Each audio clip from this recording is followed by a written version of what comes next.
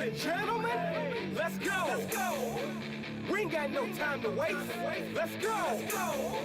You are now listening to Jason Anderson, and you are in the zone. The Zone is presented by Guaranteed Foods, delivering all-natural food to Midwestern families since 1958. Enjoy healthier food, more free time, free delivery, and better value. Go to GuaranteedFoods.com.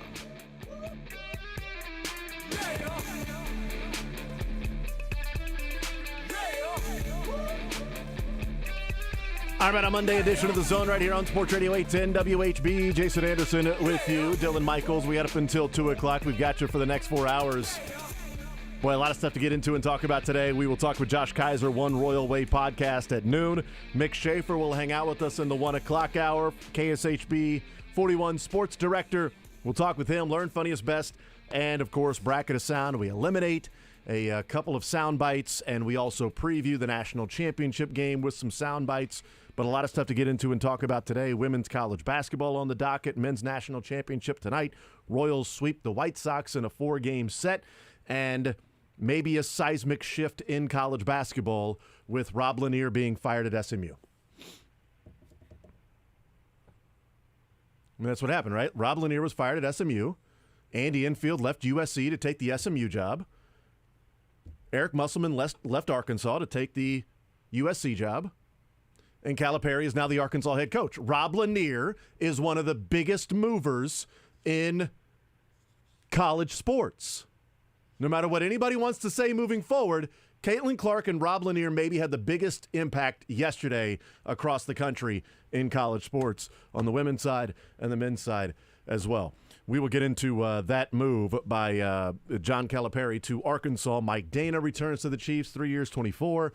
So we'll talk about that as well. We do start off the show with introducing the newest member of the Zone here on Sports Radio 810 WHB from 10 to 2. It is none other than, of course, Sterling Holmes, now joining the show here in the Zone on Sports Radio 810 WHB, along with Dylan, myself, and now Sterling Holmes, a part of the show moving forward. Sterling, welcome into the show, brother. I am as surprised as you are. Are you? Yeah. When I sat down today, I thought I'd have no idea. If I woke up tomorrow with my hair sewn to the carpet, I wouldn't be more surprised than I am right now. I am as surprised as anybody. Josh left. I'm like, well, I just want to do the show the rest of my life by myself.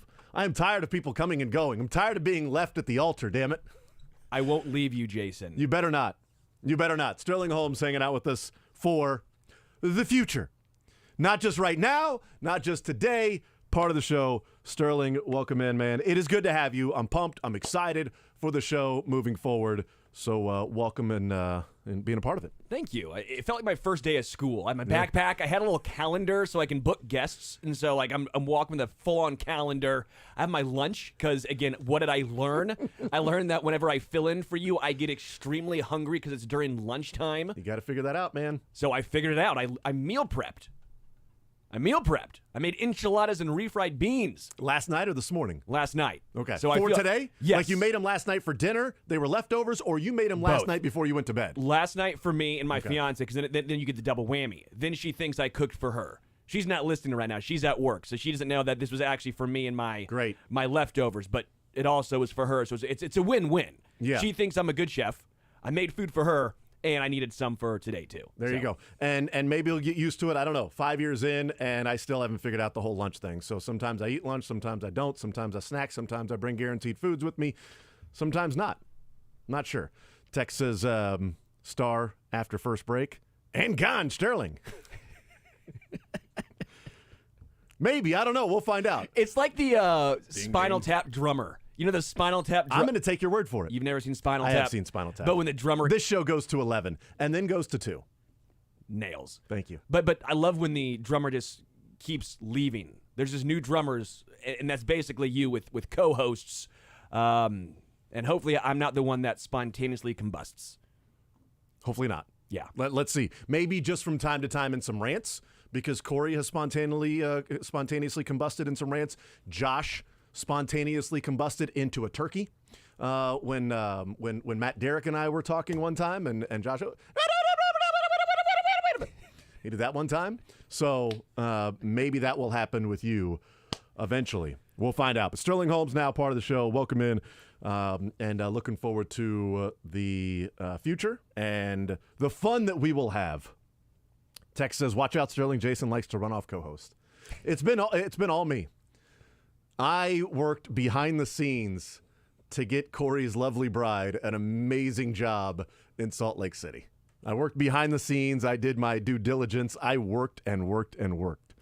My fiance just said, "I'm listening." LOL. So yes, no, that dinner was for you, babe. That was for you, not for me and the leftovers. By the way, I was going to say, that would be a real surprise if your fiance wasn't listening on your first day as a part of the new show from 10 to 2. That would be interesting. If any show that they would listen, it would be this one. Yeah, starting tomorrow, we can do whatever we want and talk about whatever we want about her, with her, her in mind, innuendos about it, whatever it is. We can do that starting tomorrow. Today, clearly not. From 10 to 2, we have to be school appropriate. Yeah.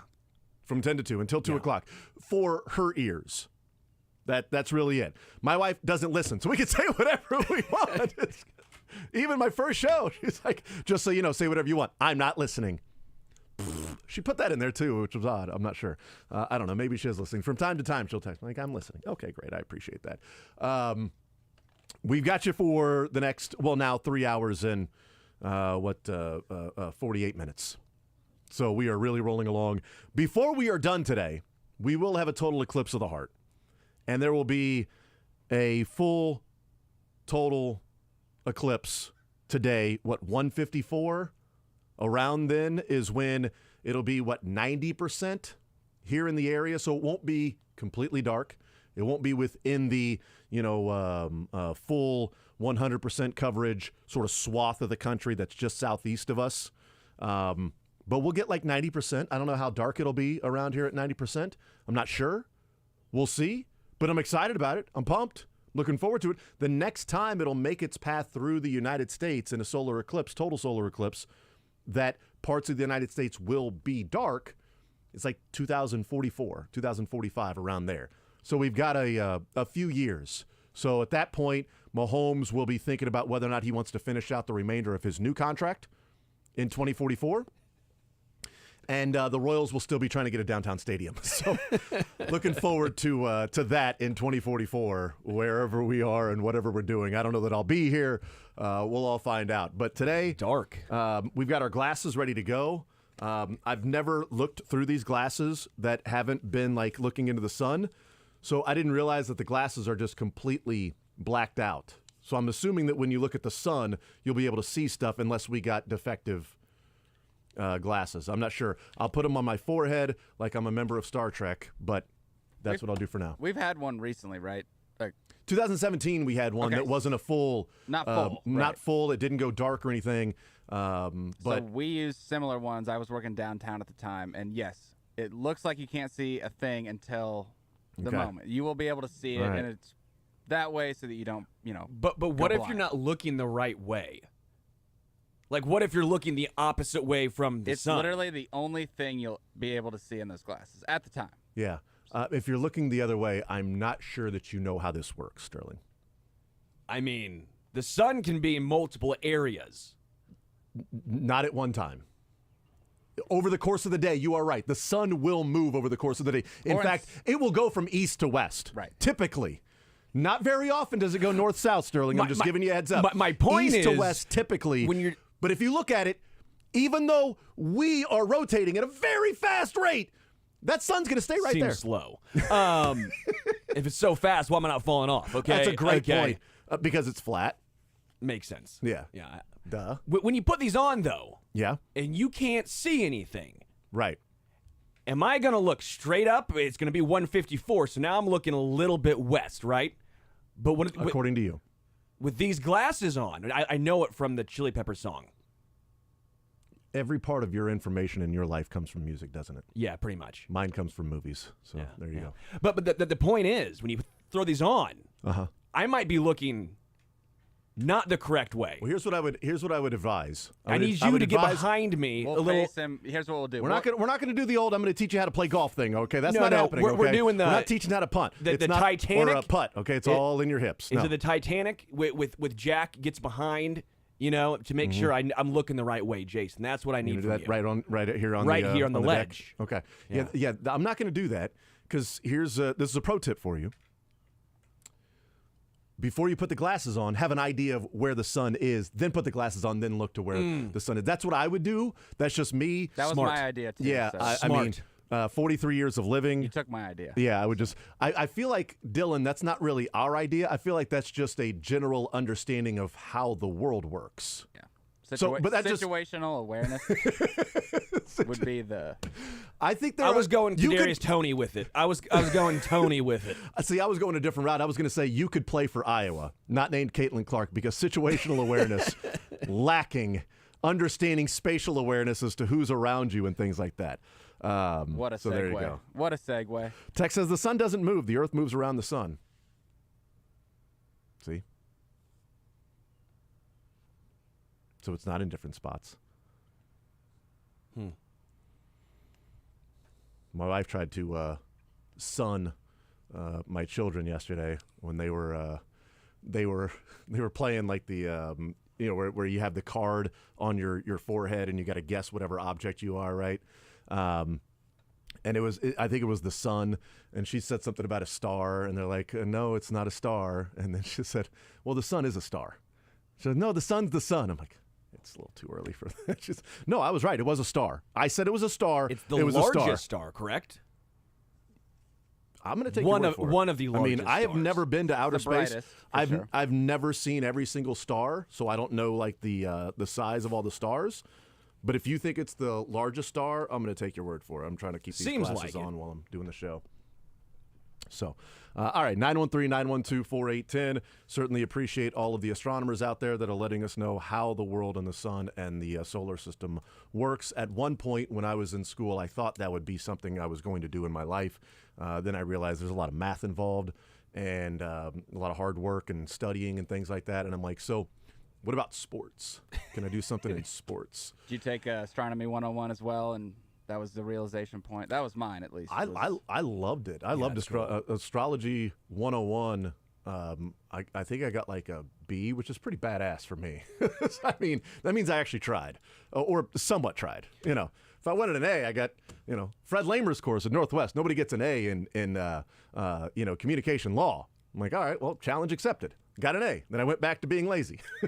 You guys are giving me Went back great, to not caring anymore. great leisure ideas for space. Great. It's going to be great. That's awesome. So Also, there is you go. Pluto back? Do we know if Pluto's back to being a planet or if He's they're on just... the TV all the time in my house. Also, yeah. my son's first stuffed animal dog is named Pluto. So everywhere around our house. So I believe Pluto is present at all times. I don't know if it's back being a planet or not, but or a dwarf planet or whatever the different definition they're using for it, or just like a third cousin of a planet. That's there. I'm not really sure. I think it's twice removed now. Is it third cousin twice removed on Yeah, I think your so. father's Yeah, side? Yeah. Cool. 913-912-4810. Texas, in 2044, you'll still be hosting the Zone. Sterling will be gone, though. Oh, I'll be on my ninth. There is somebody out there that is in junior high right now Whoa. that will be hosting the night show in 2043. And then in 2044, I'll be introducing, all right, welcome in, Jackson. It's like when people are like, oh, I was watching Tom Brady when I was a kid, and now I'm catching passes. Yeah, let's welcome in Aiden. Aiden is joining the show. Let's welcome in Noah. Trying to think of the younger generation's names that are in elementary school and junior high right now that eventually in 2044 we'll be introducing as part of the show. I thought you meant Aiden O'Connell. Finally, That's fine. Wanted to be Glasses with a fell winner. off. Hopefully that doesn't happen when the sun's up there. All right, 913-912-4810. So there you go. Sterling, welcome into the show. Looking forward to the next 2 or 3 years, depending on what your next move is after that. So very excited about that. And if you don't know Sterling, we'll all get to know him even more. Tex says, I'm not an astronomer, but I did stay at a Holiday Inn Express. And the sun is not even close to the biggest star. There you go. But it is the closest star. So that makes it the biggest, though, right? If it's the closest, wouldn't that make it the biggest? Like if you're standing right next to a car, I always thought it was and the then there's brightest. another car that's like 50 feet away, the biggest car to you would be the one right in front of you, at least from what it would look like. Okay, you here- could squish the other car with your hand. You could just look right at it and like squish your head. Can we agree that the star or that the sun is the most important star? I feel like that we can all agree on. Yeah, I would say so. I would say it's my favorite star. That and Dylan. Warzone next.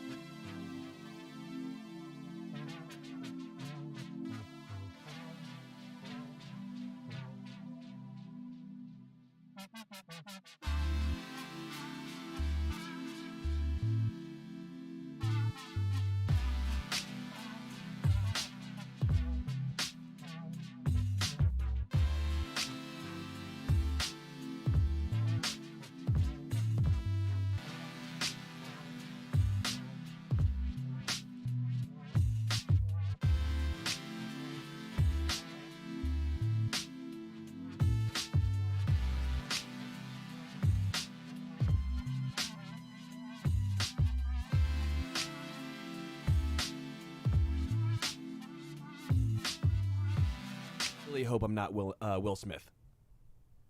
Really hope that. Well, we'll see. I was talking about the younger kids, younger generation kids' names that will be the co-host in 2023, 2024, 2045, the next eclipse. Said, your co-host is Sterling. We are there, bro. So that makes sense.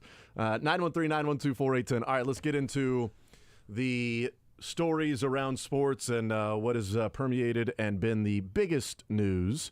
And that is the national championship game yesterday with South Carolina knocking off Iowa.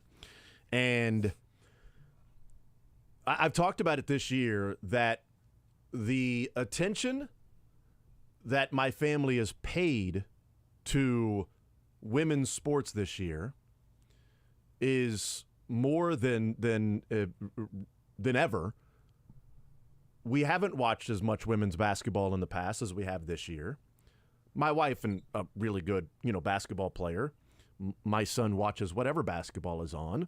My brother coached, women's basketball for a long time, so it's not like there is anything against it. It's just that, the interest level with some of the local teams. We watched K-State this year, a good portion. As I've said before, with the Glenn twins that are there, we watched Iowa whenever Caitlin Clark was on. And then, sort of paying attention ancillary to South Carolina remains undefeated. Kim Mulkey and LSU continuing to root against her. Not the players, but against her. That sort of interest that was there. And I told the story on Monday night when Iowa was getting ready to play LSU. That my son loves baseball practice. I mean, yesterday after the Women's National Championship game was over, boom, let's go out and play baseball. So last Monday, when Iowa was getting ready to play LSU, my son has baseball practice. It's going to be in the middle of the game. But it was raining on Monday. And so I told him when I picked him up, I'm like, hey, dude, baseball practice is canceled tonight. He's like, yes, we get to watch Caitlin tonight. I'm like, yeah, that's right. So he is in watching. And obviously, there's a large portion of people that are in and watching because of what Caitlin Clark has done, because of the influence she has had on women's basketball this year and the last couple of years. For last year, knocking off South Carolina in the Final Four, and then the game against LSU. And this year, getting back to that spot, knocking off LSU in the Elite Eight, breaking all the scoring records, right? And all the while bringing in ratings, bringing in people watching, but bringing in controversy and bringing in people that are looking for ways to then chip away at what she has done. Oh, well, she's not the GOAT. Oh, well, she's not this. She's not. Oh, she's a really good scorer. Oh, there have been other women's basketball players that are way better than her. That's fine if that's your opinion, but it is really difficult to discredit and discount what Caitlin Clark has done for the women's game. And I think it's part of the story yesterday is, how many people were watching because of what Caitlin Clark has done to increase the visibility of the sport. But also while watching, for whatever reason, we also saw Dawn Staley in South Carolina cap off 4 straight Final Fours, an undefeated season, and going back to 2022 in the SEC championship game when they lost to, I believe, Tennessee or Kentucky, one of those two in the SEC championship game, Dawn Staley and South Carolina are 80-1 since that time. 80-1. That one loss is last year in the Final Four to Iowa. 80-1. They are potentially a loss to Iowa in the national semifinals last year from winning 3 straight national championships. They lost to Iowa. Iowa then lost to LSU. We don't know if South Carolina would have beaten LSU. LSU could have beaten South Carolina last year, and we might just be talking about coming back this year and winning. But I think all of those forces sort of combined with South Carolina being as good as they were and it feeling like Caitlin Clark was sort of trying to bring a group of players along that are on the national stage, but let's be honest, if you're looking at the teams that were there, there was one side that was clearly better. And then there was the best player on the floor in Caitlin Clark trying to will that particular team to victory. I think the bigger picture of what we're looking at and people watching is Caitlin Clark and the influence on women's basketball. But maybe the story specifically yesterday could be Dawn Staley and capping off an undefeated season and this phenomenal 4-year run. And they also, a one-loss team in the 2020 tournament when it was canceled. So we might be talking about, 5 straight years going to a Final Four or winning these national championships. She's been that good. But I have found it interesting, some of the previous players that have gone out of their way to sort of pick away and chisel and cut down in different ways what Caitlin Clark has done to find the negatives, to find the deficiencies, to bring up things where she is lesser than, as opposed to, this is amazing what's going on right now. Because there is clearly a hint of jealousy. There's a hint of, wait a minute, I was doing this too. Why didn't I get that attention? Understandable, because the women that came before Caitlin Clark were also badass players. But Caitlin Clark and how she plays and the 30-foot jumpers, the logo shots, the intensity she plays with, and not on a super team. People hate super teams. We've seen that in the NBA. People hate super teams. UConn and Tennessee of the past have been super teams. And that's why we look at some of the players as like, well, you've got to win a championship if you're Caitlin Clark to be one of the greats. Yes, and if she'd have joined UConn with Paige Beckers in them, she probably would have a couple championships. But we also wouldn't be viewing her the same way. But I think both can coexist, of how great South Carolina and Dawn Staley have been, while Caitlin Clark being a huge reason as to why all of these records are being broken in women's college sports and women's college basketball that we were watching this year and watched on Monday night. And Friday night basketball being the most watched basketball game on ESPN ever, NBA, men's or women's college basketball. On Friday night, that got the most watched basketball game ever on ESPN. This shows me that women's basketball has arrived. When you actually have storylines and you're finally finding hate for a player who's great, that to me says the sport has arrived. LeBron James gets hate all the time. Michael Jordan, all of a sudden, now you're seeing the current generation all of a sudden backtrack and they try and disparage Michael Jordan. It happens with every single great player, but that doesn't happen unless you have people who actually care. This to me means the sport is finally starting to get the recognition it deserves, and it comes with Caitlin Clark, and it comes with the territory, and she has been understanding the entire time. And you're right, when she's hitting, I think her average three-point depth was like 25.9 feet this year, which the NBA line's just over 23. She's shooting 2 feet. Her average... She made a 30-footer yesterday. It's insane what she's done. But again, this to me is great for college basketball. When you're seeing, it's a little different. I understand the former women's basketball players being upset. They're like, hey, where was my recognition back then? Bob Cousy got his. Wilt Chamberlain still gets his. All these former NBA players get this. But that's just the way it goes. It sucks. But sports happens this way. Caitlin Clark is ushering in a new generation of sports fans for women's basketball. You should try and build her up, but the fact that she does get the hate that she gets, to me, again, it shows that there are actually people who are starting to care more about this, and we're having these legitimate discussions. It's great for the game. The Saturday or Friday night. So Friday night game with all the ratings and everybody watching, and the end of the UConn-Iowa game was also an indication of the sport arriving. When you've got a call that late in a game and Twitter erupts when it is a correct call of a moving screen, the angles that they showed weren't great, but it was a correct call. She moved.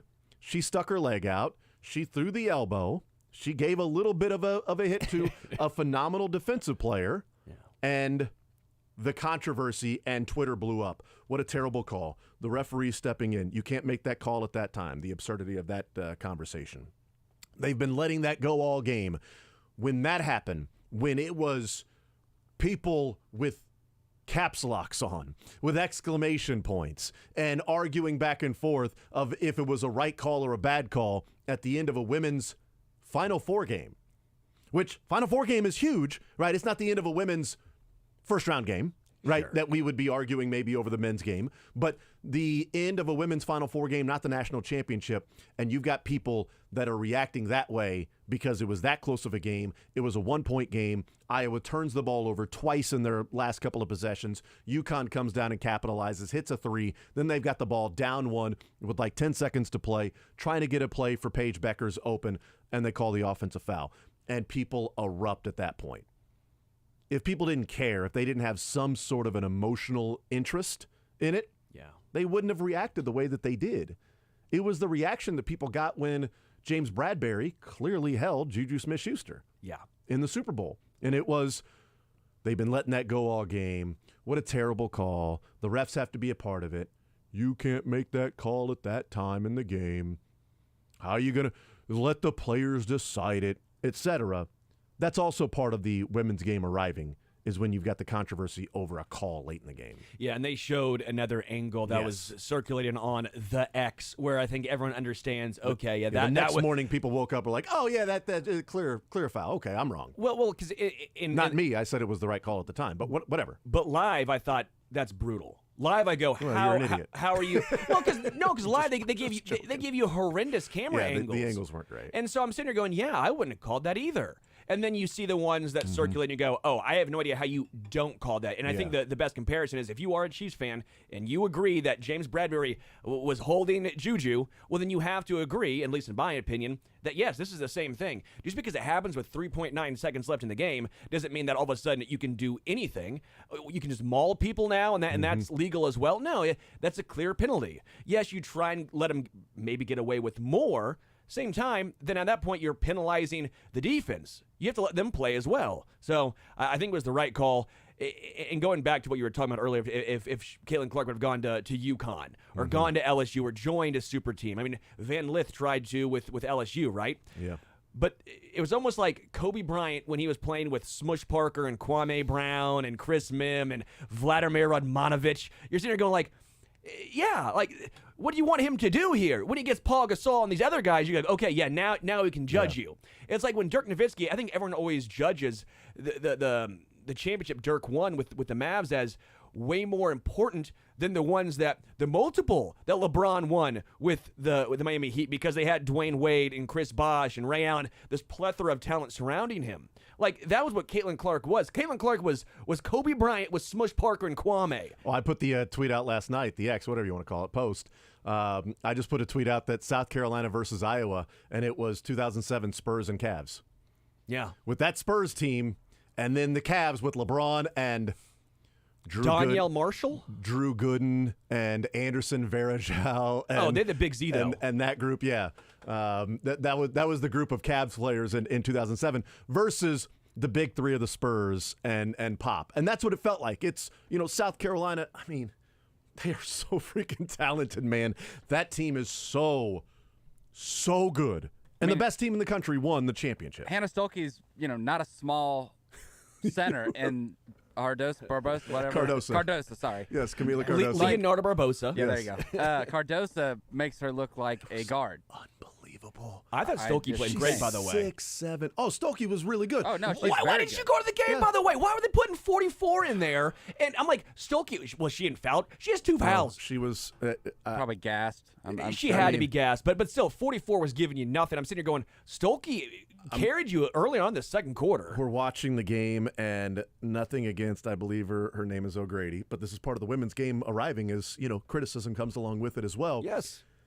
She's in the game, and I'm like, every time they pass her the ball, it's a turnover or it's a block shot. I'm like, and I know it's in the flow of the offense where you're driving and Cardosa comes over to help out and you just dish it off to her. And then Cardosa just turns around and swats it, or the ball goes through her hands, or it's a turnover somehow.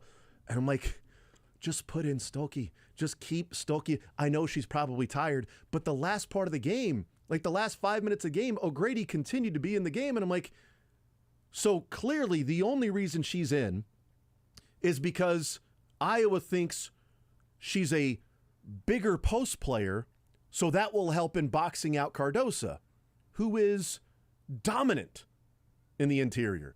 That must help in doing that, except for the fact that then Cardoso gets an offensive rebound on O'Grady and a putback and a foul, and you're going, good God! It was, whenever she touched the ball around the basket, it was almost 2 points Bucket. every time. It was a bucket. She's just that dominant. What, 15 points, 17 rebounds? Yeah. It would have been cool if she had 5 more points for me that put her having a 20 and 10. That would have been cool if she had 5 more points. I could have used the free throws that she missed. Could have used a couple of bunnies early in the game that she missed. 17 rebounds is fine. I only needed 10, Camila. I needed 5 more points. Get it together. Get it together. Next time I bet on you, you better freaking know it. You better come through. Oh.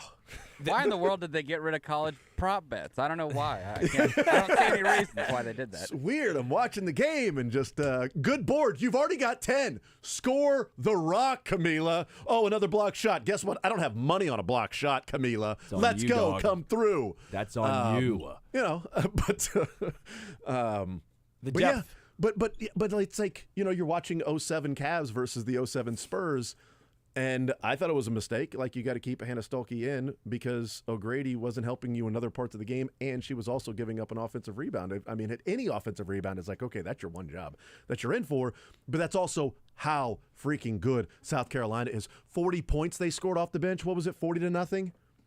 I mean, They had like a different 20-point score in each game of the tournament. it's unreal how With Cardoso doing it twice. Yeah, Cardoso had it twice. My son was like, ooh, they made a mistake. They put the same person up there twice. No. I'm like, well, no. She, Nope. she led him in the, I think, Elite Eight game that she was the leading scorer in that one. Which is funny because they had 0 20-point scores in this game. It was actually Johnson know. with 19 off the bench. But the depth. I know Cardoso didn't have 20. But you're right. That was the biggest difference was the depth in the bench. I mean, O'Grady, you're mentioning that, but then you watch Johnson, 19, 7 of 11 off the bench. Yeah. I thought Fulwiley off the bench was, I believe she's a freshman too, number 12, with handles that you're like, is that Kyrie Irving with the way she cups the ball around the basket? If she gets a little better at finishing. Brought it in like she was a football player, like holding it in and then laying it up. Fulwiley, I mean, if you're South Carolina, you're sitting here going, okay, we got some people. But the freshman class across the country is phenomenal. Yeah. You got stud freshman at KU, stud freshman at USC, stud freshman at UConn, stud freshman at South Carolina. Like, you got this freshman class is brilliant.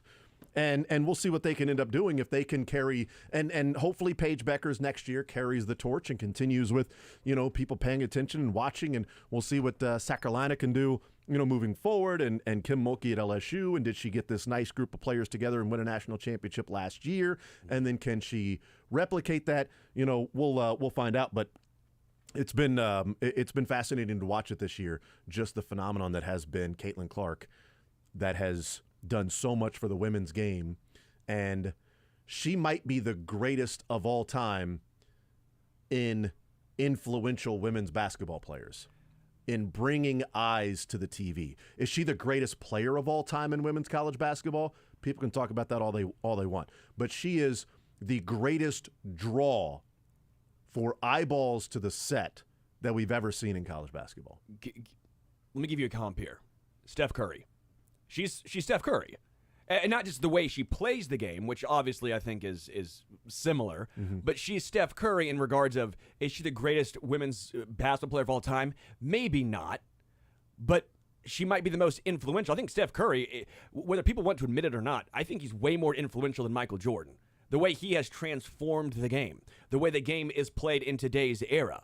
Again, I'm not saying he's better than Michael Jordan. No, I'm not. But influential in how the game has changed versus, you know, the calculus of threes more than twos. The calculus of the mid-range jump shot just becoming that of the dodo bird, just extinct in the NBA and in basketball in general. I'm not saying it's better, but I'm saying I think that Steph Curry and Caitlin Clark, you can make the same comparison here. No, I know exactly what you're saying. Yeah, that Steph isn't better than Michael Jordan, but Michael Jordan's impact was also marketing too. Like, sure. Michael showed the marketing side of it that global you can as well. Absolutely, global impact, marketing side of it.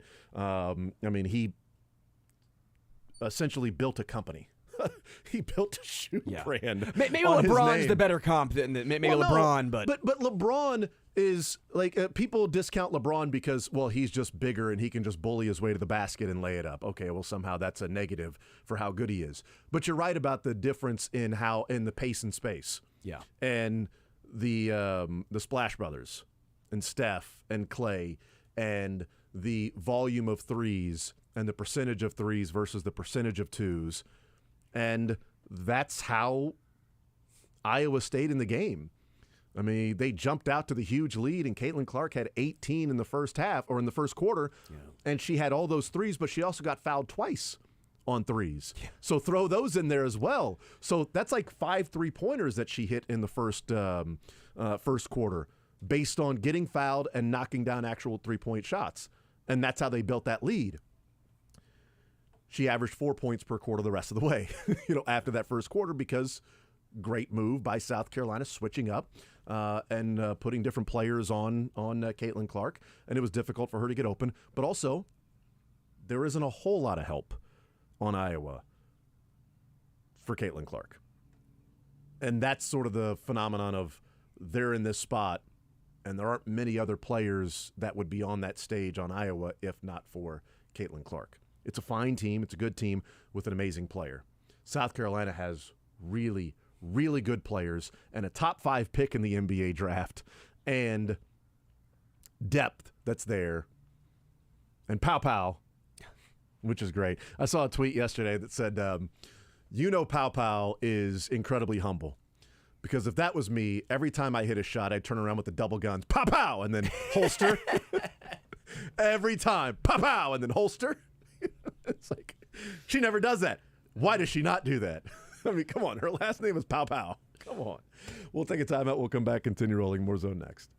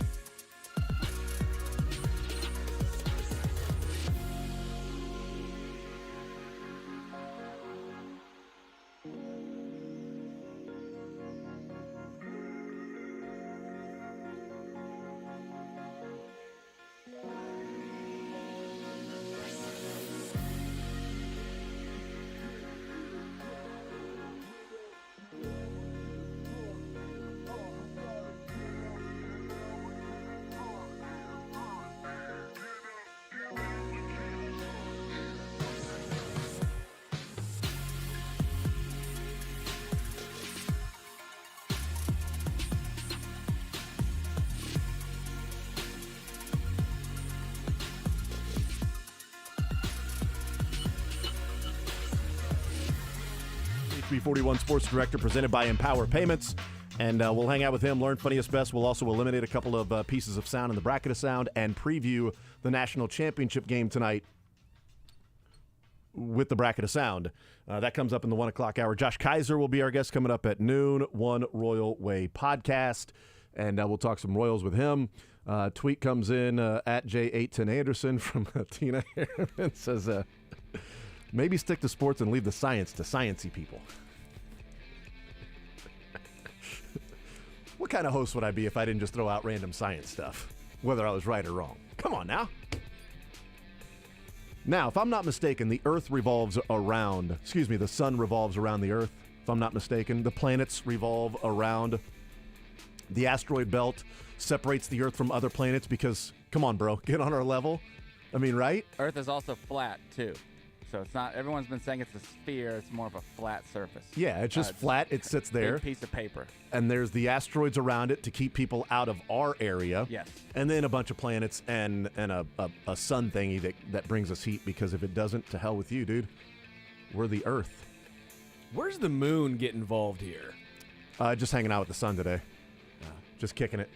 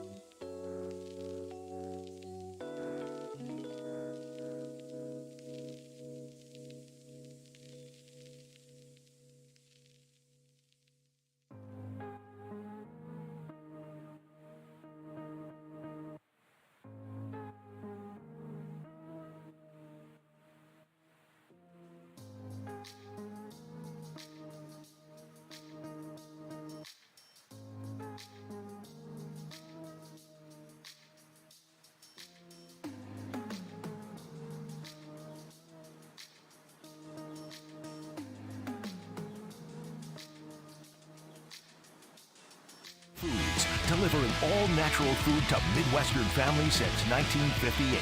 Enjoy healthier food, more free time, free delivery, and better value. Go to GuaranteedFoods.com.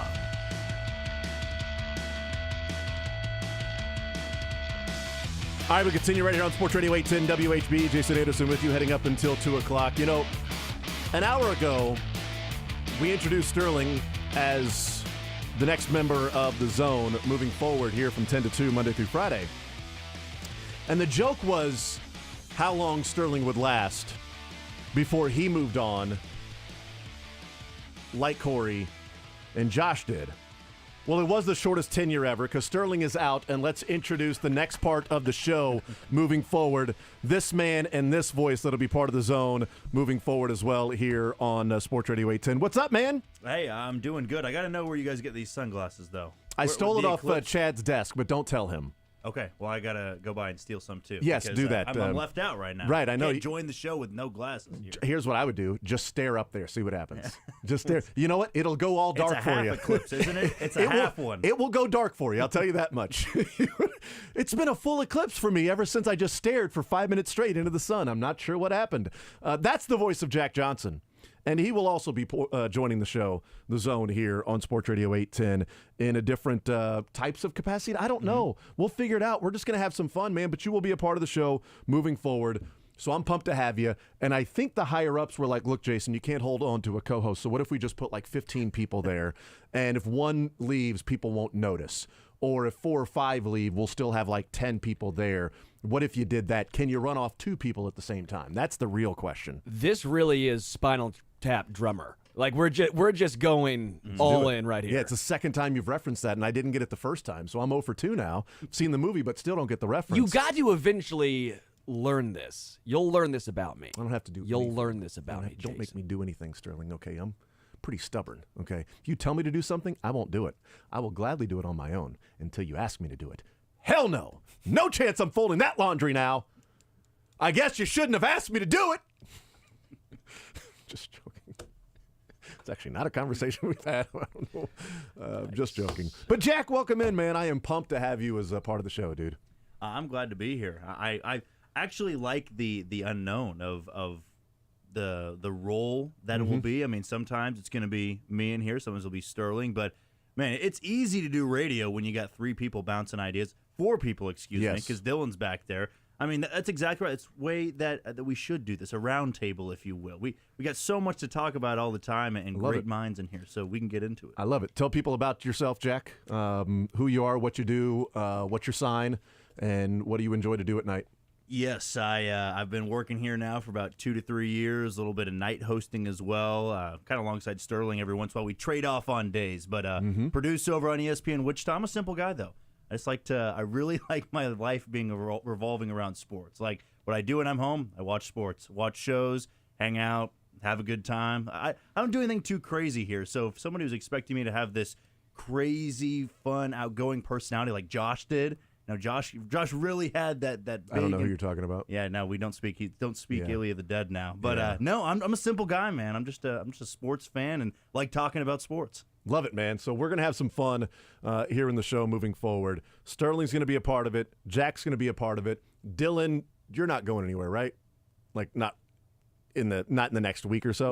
No plans. Okay, great. No plans on my end. So. I'm just making sure. Like I'm just waiting for the next conversation. You know, I've had a couple of them already. You know, those Dear John letters. After the show, though, we do need to. I get it. I totally understand that. Unrelated. Man. Yeah, and I don't think it's me. I don't think it's me as to why, you know, some people have left. Why it was Shane and then Beards and Dylan and Corey to Josh to Sterling and Jack. I'm not sure. I don't know the coaching reason. Carousel. That's right. Yeah, that's there's more NIL opportunities out there. What they're leaving. am I, Drake? You know, I'm just finding really good coaches and then sending them off into the world. Now go make something of yourself. You're now a qualified host. Go to Salt Lake City. Well done, sir. I have no idea. Not sure. I think maybe it's because I'm so easy to get along with that I don't demand people that you will not leave. If you leave, I will hunt you down, and I will make your life a living hell. I should have said that. it might be more of a threatening approach now. If you threaten Sterling and I, Yeah. it may not go anywhere. If you make it like, oh, the door's always Come open, and go. Do you what can have wanna one do. foot out the door if you Whatever want. makes you happy, man. Just live your life. Live and let live. It's what they said in Spinal Tap. Yep. When I think of Jason, I think of threatening. That body type and his demeanor, I think of threatening right there. Come on. Yeah. Come on, man. It's, my dad used to say, what do you want, 6 months in prison or sudden death? What do you want? Or 6 months in the hospital or sudden death? Either way, I'm going to prison. But what would you like to have happen, huh? He also had an arm that wouldn't extend all the way, so that's why he said, 6 months in the hospital. His arm, he couldn't move. What do you want, 6 months in the hospital, my arm doesn't move, or just sudden death? Because this right hand is strong, man. It's like Popeye. But last year? Or? No, this was his entire life. He's passed now. So he passed a couple weeks after the Royals won the World Series. So see, he was alive, watched the Royals win the World Series. My son was born, able to FaceTime with him while he was in the hospital, so he did meet my son. So there's some sad and some fun, and some good and some positive that from all of that. But and I took with me the 6 months in the hospital or sudden death line. You go. Got that going for me. Or when something happens around the house and my kids are like, "Daddy, was that you?" I'm like, "That was a mouse on a motorcycle." Right across the floor right there. You hear that? Mouse on a motorcycle right there. Spider bark. Was not me. I have no idea. There's no mouse. It's not a motorcycle. Did you see it? No. Then how can you prove that's not what it was? Okay? Smart ass. Jack Johnson, Sterling Holmes. Pumped to have both of you guys here. Jack, we were talking in the first hour about Caitlin Clark, about South Carolina, about the story that came out of it. My thoughts were people are watching and the eyes are there. The ratings are there for Caitlin Clark. And so the story of the college basketball season has been Caitlin Clark. And I think she is the greatest influence in bringing eyeballs to TV and attention being paid to women's basketball in the history. Women before her have done, fantastic work as well. The story of yesterday might be Dawn Staley in winning 2 national championships in a 3-year span. And since losing the SEC championship game in 2022, they are 80-1, with the one loss being Iowa last year in the Final Four. Yesterday for you, was that about Caitlin Clark? Is that the story? Is it South Carolina and Dawn Staley? Is it just people watching and all the records that are being broken? Like, how do you put yesterday sort of into the storyline context? I'd probably say eyeballs more than anything. And it's not just that, Caitlin Clark is a tremendous player. She was doing something that we haven't seen at the men's level in a long time. Like, in terms of how far she shoots it from beyond the arc, right? I don't think we've seen that since Jimmer Fredette, to be honest. And he was somebody that always got eyeballs on the TV for BYU, whether it was the tournament or if they got on ESPN. And that's kind of what Caitlin Clark was doing, but honestly, better than Jimmer Fredette, because Caitlin Clark's the best player in women's basketball. But then you have this story like South Carolina where they dominated. It really was this perfect matchup that you could have sculpted for women's basketball in the national championship game. You've got the star and a really good Iowa team, but then also the best team in women's college basketball in South Carolina, and the story that they had. 80-1, I don't care if it's men's, women's, what level it is. 80-1 is damn near impossible to do. And to beat somebody like Caitlin Clark, who had, 18 points in the first quarter? She's unstoppable. There's no way. It's amazing to me that any college athlete can have that level of expectation, night in, night out. And there was never really an off night. Like, even on nights that she didn't shoot it that well, she probably had 30.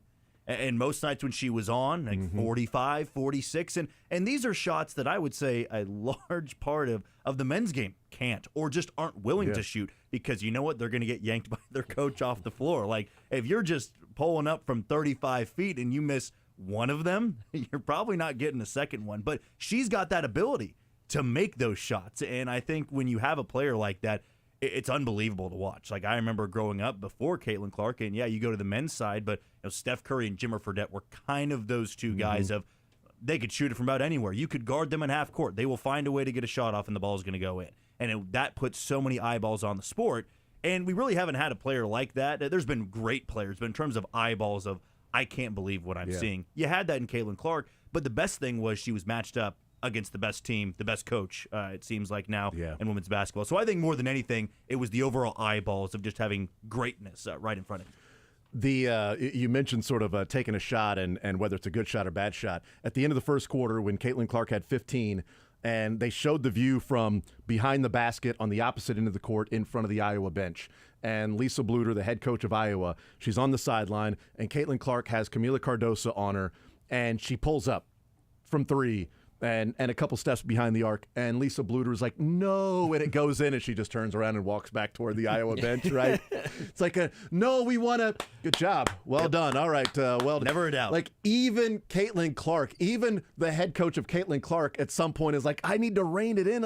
Nope, I'm not going to do it. Because at that point, when she's knocking down shots the way that she is, take any shot you want. But I think Lisa Bluter wanted her to run a little bit more clock. It's the end of the first quarter, and she's like, I got Cardoso on me. She's giving me space. I know she's 6'7", but I'm back here. This is a pretty easy jumper for me. They're not a hand in my face. This is pretty comfortable. I'll just knock it down, which is exactly what she did. But even that point of, like, what's a bad shot, what's a good shot, even her coach that has seen her take damn near half-court shots on a fast break was like, no, all right. Well done. Good shot, everybody. It's only a bad shot if it doesn't go in. That's what I told my coaches. It's like when my whole Damian Lillard hit that one on Paul George, and Paul George goes, I don't care what anyone says, it's a bad shot. It's like, no, it went in. That's a good. He knew what he could do in that situation. Caitlin Clark knew what he could do with Cardoso on her. It's a good shot. See, you need to stay away from my son when we're coaching basketball, and coaching anything, Sterling, it's process over results. Okay, process over results. But Dad hit the ball hard. Right, but all you did was swing with your arm, son. Like, imagine if you put your ass into it. Imagine if you get that back leg. Imagine if you actually turned your hips. Imagine if you kept your hands inside. Imagine if you went straight to the baseball. Imagine all of those things if you'd have done that. Yeah, but I hit the ball hard. That time, you did that time, and the same thing in basketball. So Sterling, just stay away, okay? Don't get bad near the shot is better than a turnover, okay? So I agree with that. want your son I've to taught him start that. jacking shots up. I have taught him that. Because the inbound pass, there's a bigger kid on him, and he takes a step back, and it's a travel. I'm like, I'd rather you get your shot blocked than travel. A bad shot is better than a turnover. I'm with you on that. See? I'm with you on that. But just Can because I the coach shot him in goes basketball? doesn't make it a good shot. I will coach him in basketball, not baseball. No, you stay away. You stay away. Bad influence. Yeah. Everett, are you listening right now? He's in school. If he's listening right now, there's an issue. There's a problem, okay? Get to work. Get to mathin', all right? You're going to be outside for like 45 minutes coming up 2 hours from now. All right, get to work, okay? Because they're all going to be outside with their glasses on. Hopefully the kids are smart enough to keep the glasses on and not be dumb and play jokes. And, oh, look, I'm going to stare up at the sun and then tell stories when you're 50 years old about what happened when you were in, 4th grade. How old's your son? He's 8. Oh, I'd be worried. I would be very worried if I Yeah, were you. of course I'm worried about the second graders are not smart, okay? They're not smart. He can't even really do multiplication. Like, what an idiot, right? I'm like, hey, can you figure out this guy's batting average of what he's done the last 3 games? You can't? Then get the hell out of here, you idiot. He's so dumb. So dumb, it's ridiculous. Can you do that, Sterling? Can you figure out a batting average over 3 games? Get him some pen and paper. I We'll carry find the out for sure. one. Carry the 1, divide by the remainder. Yeah. I think it's like, is he batting 110? He's 8 for 15, so I don't think he's batting 110. Well, I'll try it again. Try it again. Only thing I'm good at math in is sports. It's always been this way. You give me calculus, I'm out, dude. Like, I am so out. Sorry, I had to take it twice. Had to go to CMU because I couldn't take it at Mizzou. It's too hard at Mizzou. It's UCM. Isn't it UCM now? I think it'd be UCM because it's CMU Central Michigan. Yeah. Dude, I took it at the community college next door to Mizzou because don't ask me. Good for you. I passed. I passed for you. there. But yes, the only math I'm good at is sports math. Calculus is easy. You plus me equals us. It's calculus. Everett's not listening, so I can say this, is that when you're older, nobody cares that you use a calculator all the time. So really, you don't have to know all the math in the world. I'm with you. And Everett, cursive is the biggest lie of all time. That's true. Middle school or high school, I was told, if you don't use cursive in college, you're going to fail. I never once used cursive in college. My handwriting is like Spanglish. that it's like sometimes I'm doing cursive and sometimes I'm doing just regular writing. It just sort of flows in and out. It's like, well, that's a cursive E and then just a capital N. Like, what happened there? I don't know. That's just how I write. Who cares? I can read it. And I'm not writing things. I'm not writing, I'm not sending people handwritten letters anymore. Okay, I don't have a pen pal somewhere, so I don't think my handwriting matters. I can read it for my show. It's all that matters, right? But he's not listening right now, so that's fine. Use a calculator. It's all good. Sometimes you don't have a calculator. You don't have to show your work when you're an adult. Right. There's no, I added this to this. It's just, where's the calculator drawer? There you go. Where's the calculator drawer? There you go. Where's the calculator? It's in the calculator drawer. Yeah, with all my calculators. You guys don't have a calculator drawer? It's labeled TI right there, Texas Instruments. There's a whole drawer of calculators. How did Texas get the rights to every single calculator instrument? It seems like it's a monopoly. You would think, yeah. I don't know. I'm not sure. There's probably other calculator makers. I've never out heard of there. like Iowa Instruments. Really? the II-80? You don't have any of those? The New Hampshire Instruments? No. I'm not sure. No, I've not. I'm not sure.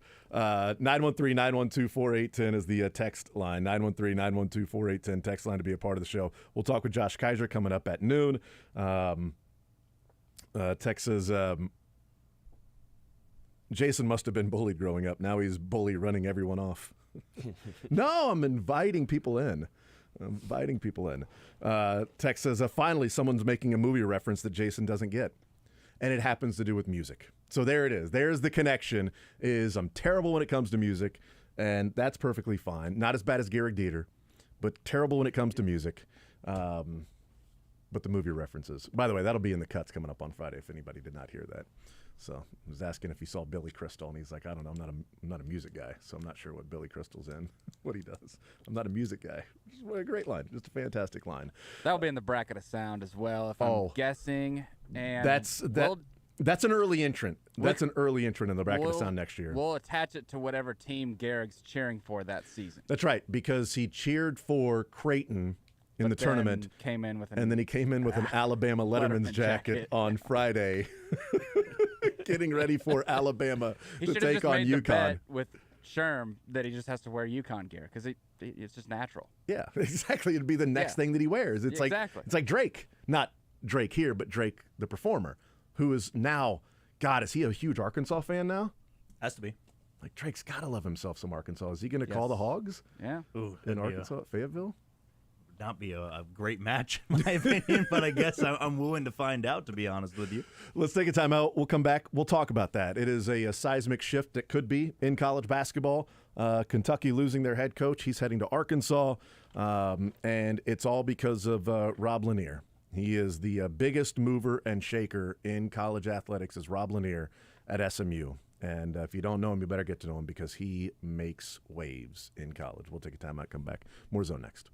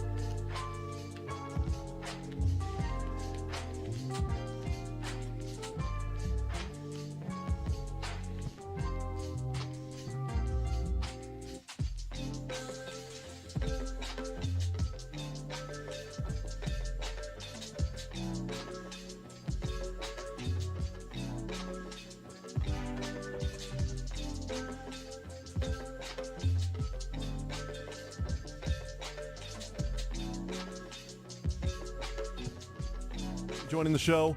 Jack Johnson joining the show. And coming up at noon, we'll introduce the newest member. So we'll introduce somebody at noon. 1 an hour. Every hour for the next 2 weeks. We're gonna find somebody. We are gonna find somebody. I figured one wouldn't work, so let's go with two. You know. It's like, whose line is it anyways, where you just do one word at a time and you have to finish a sports that makes sentence? sense. I think that'd be the way to go. There's one more mic in here. You're right. Well, that might be for Small Mick. chair. The squatty chairs we can put in here. We'll get a smaller person in here. That'll be fine. 913-912-4810. So the news in college basketball that has sort of surprised a lot of people to a degree, but also not a surprise to a degree, and that is John Calipari's heading to Arkansas. I've never seen a fan base lose a national championship coach be so happy. So happy. Like, they are ecstatic. UK fans. Message boards. Can I drive him there? Does he need a ride? How can I get him to Arkansas? Do not tease me. Do not threaten me with a good time and then take it away from me and him not go to Arkansas. They are pumped. And they don't have to pay $30 million to fire the guy. And he's heading there. And it's to me, it's a story of you are loved. You're like the senator of the state. You're the governor. You can run the whole state if you're the UK basketball coach, and you can be really successful. And if you start to struggle, and then you have the same sort of excuses every year, the same sort of excuses, the same thing over and over again, people stop believing it. And there was a real falling out with the fans and John Calipari about how much they liked each other. And it got to the point to where fans were just simply done with Cal. And now he's at Arkansas. And I never thought I would see Calipari leave Kentucky for a lesser program. But this is also the NIL world. I mean, this is the NIL. We talk about the NIL world for players. But without NIL, John Calipari is not at Arkansas because he's not recruiting the players at Arkansas that he gets to Kentucky. But if he's paying them the same that they would be at Kentucky or more to go to Arkansas, he can recruit. And the number 2 recruiting class with all of these 4- and 5-star players, he's already talked to Arkansas about having enough money in the NIL to bring them from Kentucky. So he's going to get the players. This is an odd impact. It's an odd secondary storyline of NIL and a coach changing a location because NIL is going to be bigger at Arkansas.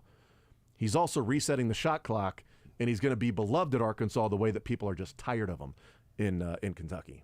Do you think he wanted to stay in the similar location, like the Midwest/South? Because I'd be hard-pressed to believe he wouldn't want to go to USC.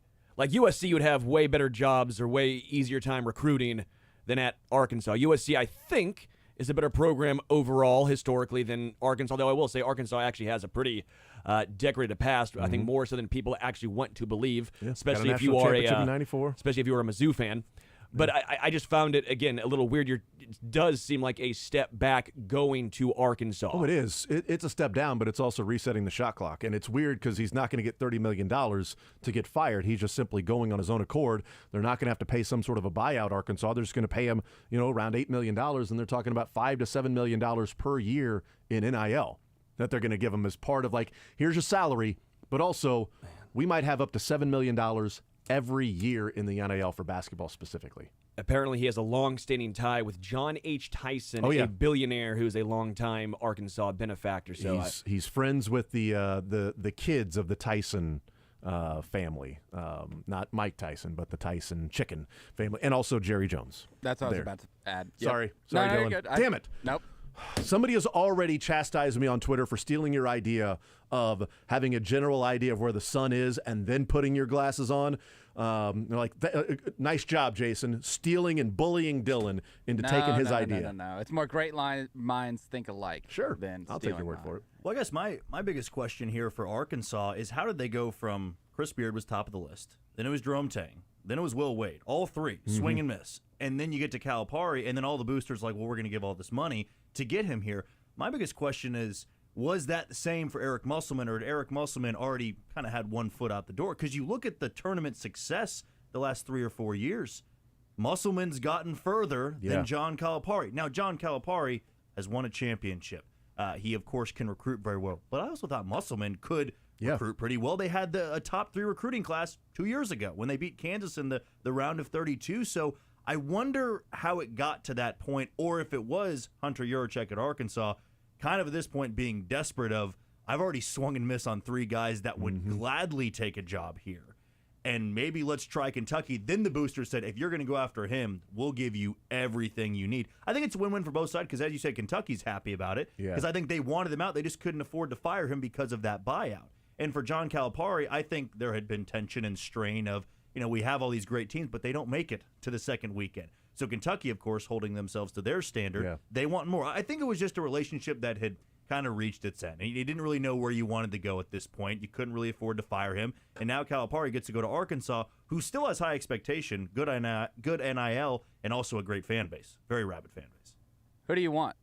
I know you're not a full-on Kentucky fan, but you follow the team a lot. Like, Jason, who is the ideal? Oh, everybody's talking about Dan Hurley. Okay, well, everybody's talking about, you know what, Mitch, show up tonight in Phoenix and then put a blank check in front of Dan Hurley and how much will it pay, how much will it cost you, and he'll slide the check back to you and go, I'm good, Mitch. I'm okay. I'm going to stay here at UConn. Because what is Kentucky going to offer Dan Hurley that he doesn't already have at UConn?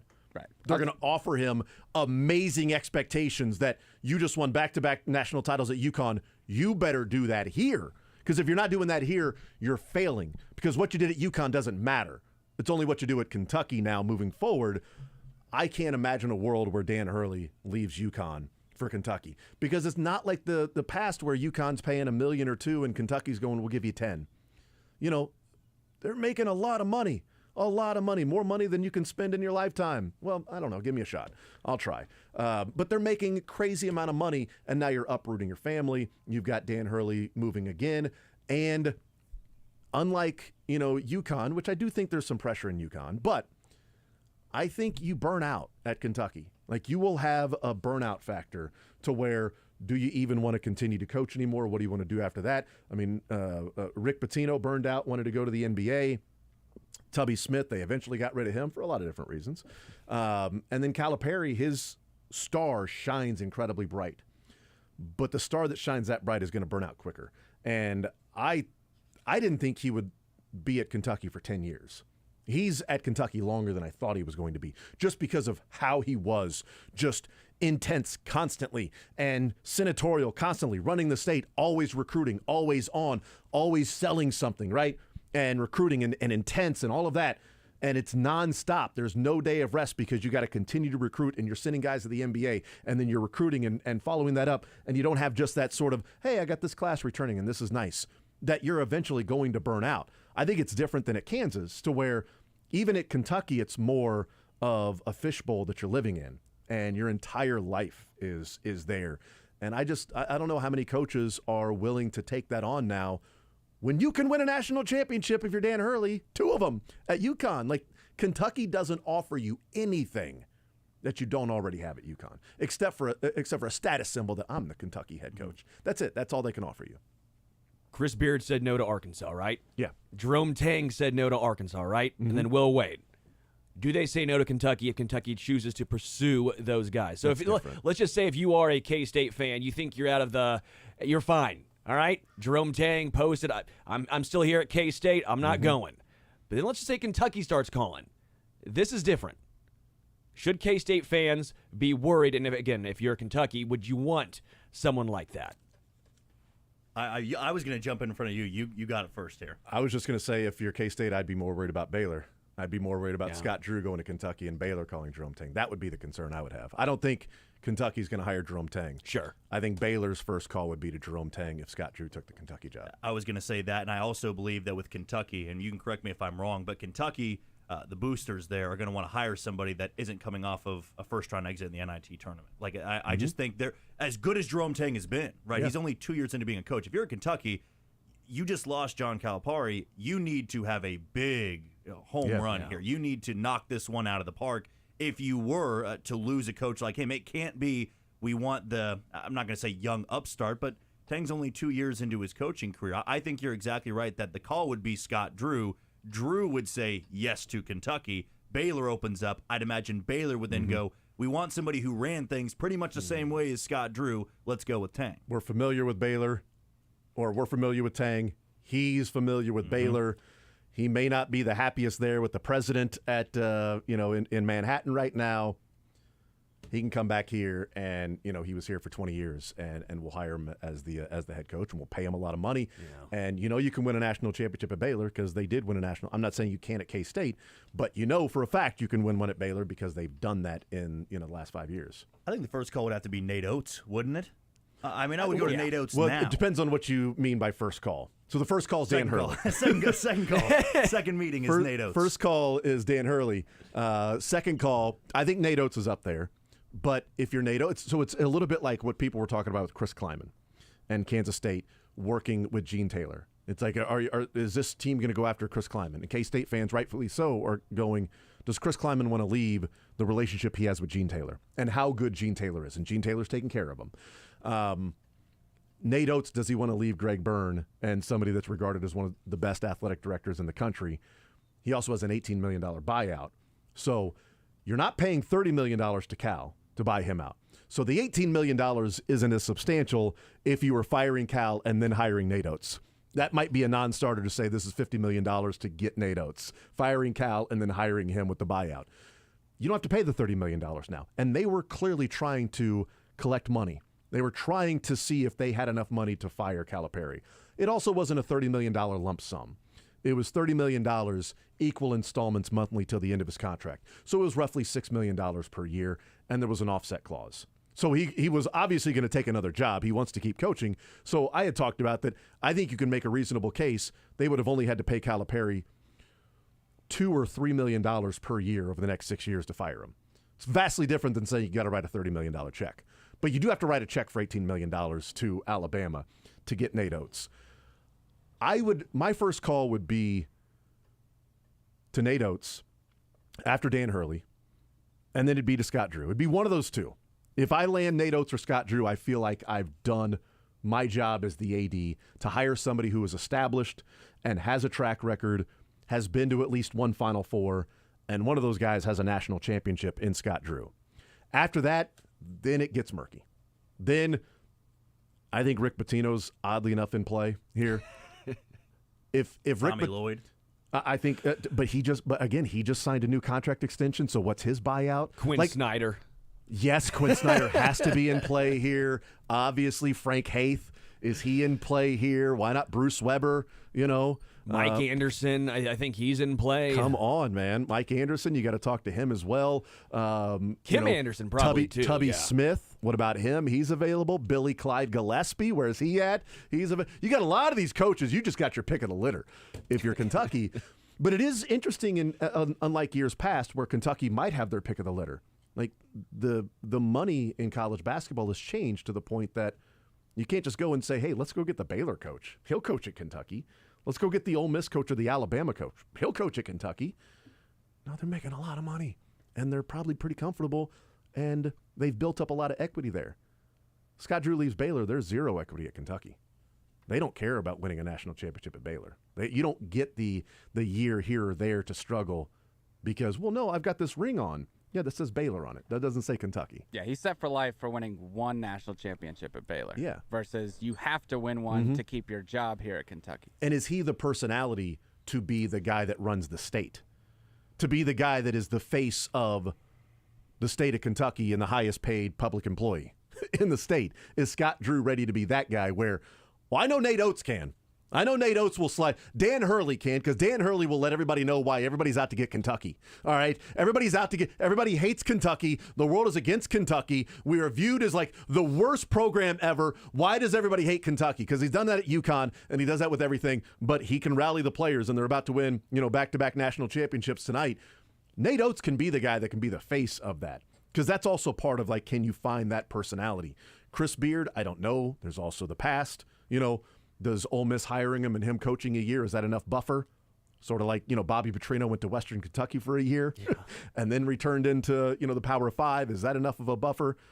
I think BYU and Mark Pope is in play here because he won a national championship in '96 with Kentucky.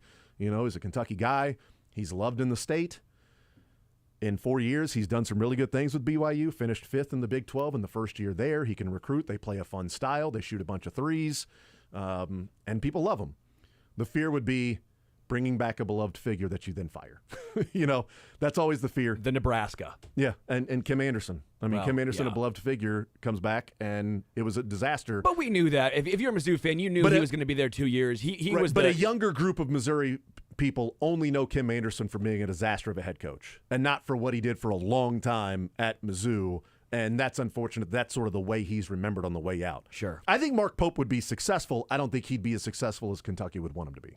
I think it's not a dangerous job, but it is a scary job for somebody who has had some sort of status. Like you bring up Scott Drew winning a championship at Baylor.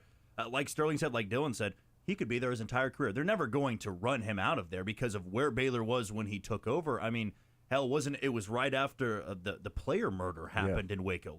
Really bad stuff. Yep. He takes over, and then we see Baylor years down the road. They win a championship. If he goes to Kentucky, it's not, well, you got to start somewhere. Let's get to the tournament. No, you're going to have to get to the second weekend that we haven't been able to do for a couple of years. And I think the only two coaches that would take that and have 100% confidence that's happening is Dan Hurley and Nate Oates. And you also get Dan Hurley's spot at UConn. Not that basketball is the thing at Kentucky. They love football, but it is basketball there. At UConn, basketball is the only thing there. That's right. So you are going to have all the money pumped into there. They don't really care that much about football over there. So Dan Hurley would likely say, I have everything I could ever want here. Whether I win or lose tonight, because I have everything. You go to Kentucky, you are competing with a highly paid football coach. Yeah. I mean, Mark Stoops gets a lot of money. Mark Stoops has priced himself out of getting a new job or getting a better job than Kentucky because of the buyout and how much money he's making. So somebody's going to have to come over the top of the money he's making yearly and pay the buyout. He's sort of, landlocked there. He's sort of contractually obligated to be at Kentucky for a long time, and they've put resources into Kentucky football to the point that Mark Stoops and John Calipari were fighting over basketball school versus football school. They were butting heads, and somehow in the end, Mark Stoops is like, I won. Yeah. I And won. rightfully Bye, so. Cal. He's in a conference where, regardless of if it's Mark Stoops there or not, you as an AD have to almost split the revenue between the two sports, regardless of if you're Kentucky, because of how big SEC football is. And if you're not trying to compete at that, then you're actually losing your school money. Yeah, but Kentucky has so much money there that they also spend more on basketball than others do. That is it attractive for Nate Oates? I don't see Hurley, by the way, just leaving UConn. I don't either. That's asinine to me. It's absurd. What can they offer him that UConn doesn't offer, except for the status of I'm the Kentucky head coach? That's it. The Kentucky basketball head coach might be the biggest figure in Kentucky, but I also think the biggest figure in Connecticut is probably the head coach of UConn. Well, Gino. Okay, Gino. Which head coach at UConn? But it makes no sense to me to see Dan Hurley, because we talked about this before. UConn is now a blue blood. It may be considered new money blue blood, but UConn is a blue blood in college basketball now. Why would you leave a blue blood like that to go and try and, I don't want to say revitalize, but try and... To them, it's revitalizing. They've been 9 years without a Final Four. What's the world is falling apart. The sun is going to go dark today. 9 years without a Final Four. All of a sudden, it's mass hysteria. Cats and dogs living together. But it could be a situation where Indiana had this happen to them. Indiana was, we're a powerhouse. We're a powerhouse. We'll always be one. Well, what's going on now? Well, the difference is Indiana's won a national championship with a couple of coaches. Kentucky's got Adolph Rupp, obviously Rick Pitino and John Calipari, Tubby Smith, and then Joby Hall. Sure. So you got 5 coaches that have won a title at Kentucky. The only 2 coaches since Adolph Rupp that have not won a championship there, Eddie Sutton and Billy Gillespie. Yeah. And Eddie Sutton got caught cheating, and Billy Gillespie he had a lot of personal problems, and he had a lot of demons he was fighting, and he wasn't ready to be in that environment. Sure. And they saw it pretty quickly, and they fired him and got Calipari. Every other coach at Kentucky has won a national title that's gone there. Well, if you look... But you're not offering Dan Hurley that because he's already got, after tonight, maybe 2. To play devil's advocate, if you are Dan Hurley, we know that he can kind of be that guy that really takes pride in what he does, being the best of the best. I'm just simply throwing this out there. If you are Dan Hurley and you did have interest in the Kentucky job, there could be a scenario in which you look at that and say, I'm going to go take over Kentucky. I'm going to have as much success as I have at UConn. Now I have dominated the Blue Blood program at UConn. I have now brought Kentucky back to where it was in the first couple years of Calipari. Then you almost take over that status that John Calipari had, and it's now I'm entering in the conversation of, am I the greatest coach of all time? Because Kay did it at Duke forever, only Duke. Bill Self has done it at Kansas. He's probably not going anywhere else, and I would probably lock that in with the lifetime deal. He's not going anywhere else. So then Dan Hurley could say, I made UConn, potentially, a 2-time back-to-back championship winner. And if Kentucky said, we're going to give you all the money in the world, come here, build the same thing, and he wins maybe a championship or two at Kentucky, then you go, man, who is all the best of all time? Maybe Kay has more titles, but it was at one place consistently the entire time. Dan Hurley would go from championship to Kentucky and then bringing them back. You'd almost forget about Calipari at that point if Dan Hurley took over and started winning championships. It's a great point because he'll be the 17th coach ever with multiple national championships if he wins tonight.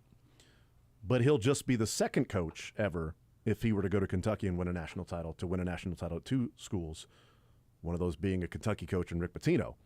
Did that at Kentucky and did that at Louisville. But he's got 2 total. So if Dan Hurley were to go to Kentucky and win a national title, he would have 3. He's already going to be in elite status if he wins tonight by being one of 17 head coaches in the history of the game to win multiple national championships. But that's a great point. What can Kentucky offer Dan Hurley? Elite status of one of the greatest that's ever lived because he's done it at 2 different programs and took UConn to back-to-back national titles if they win tonight, and then got Kentucky back to being on top and continuing the blue blood of the most wins and if they win another national championship, because make no mistake, they're chasing UCLA, and they won't be happy until they get to 11. And if UCLA's still at 11, because they're at 8. And that's a big issue with Cal, is because they got to 8 in 2012, and it was, okay, 3 behind UCLA. And UCLA's struggling, and we got Calipari. And they're still at 8. They're 3 more away, because that number 11 has been sitting out there with UCLA for Kentucky. We got the most wins. If you're a Kentucky fan, we got the most wins. And the second most championships. If we have the most wins and the most championships, there's no debate as to what the greatest basketball program of all time is. And Dan Hurley can help get him over the top and get him there if he takes over. But, man, you better be ready for it to be 24/7, nonstop, never-ending. Your entire life is that. And that's difficult to do, especially when you're not going from you're getting $1 million to now you're getting 10. When you're getting really well taken care of in the Northeast, where you're from, and your family's there, and you don't have to uproot everybody again to go to Lexington and get used to a new place.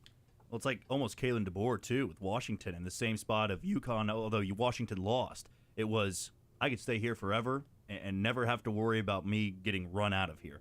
But he decided to take the job at Alabama because he knew that I'm always going to have the support of these boosters, these donors. Recruiting is going to be easy to me. Does Dan Hurley think the same way? I doubt it because, again, Washington didn't win. So it was like, maybe I can go to Alabama, get over that hump. I'm always in the college football playoff. And I don't have to travel across the country to play in my conference, Washington. That's and the Big another Ten. part of it. That's another I part. can go down to Alabama and be, play against the people that I'm actually bordering states with. So, I don't know. I think Mark Pope is definitely in play. Nate Oates, Scott Drew, Dan Hurley would be the first 3 people I would call, not in that order. It'd be, Dan Hurley. And then after that, let me figure out all the positives of Nate Oates and Scott Drew. And then, Sean Miller, I think, is in play. TJ Otzelberger, I think, is in play. Younger guy, fun personality. He's been more defensive style, but his time before at Iowa State, they were a huge offensive team. They were terrible at defense, and they were running up and down the floor, and he was one of the fastest teams. He's adjusted to his players. But is that nearly a name that's going to get the Kentucky fan base excited to go, hey, let's throw NIL at this coach so he can go out and get players? Or, I'm not excited. No, thank you. I'll wait and see. Well, wait and see becomes sort of a self-fulfilling prophecy of I'll wait and see before I invest. Well, now you're not getting the players because you don't have the NIL to invest. We'll take a timeout. We'll come back, wrap up this hour next.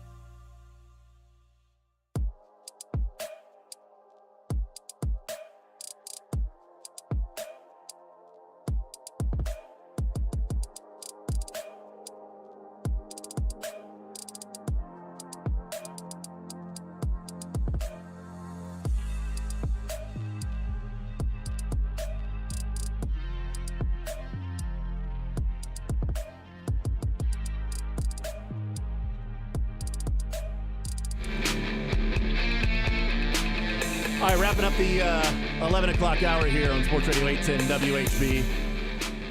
10 o'clock hour, we told everybody Sterling Holmes joining the show here on Sports Radio 810, The Zone, 10 to 2. And then the 11 o'clock hour, introducing Jack Johnson being a part of the show as well here in The Zone. So thanks, fellas. Appreciate it.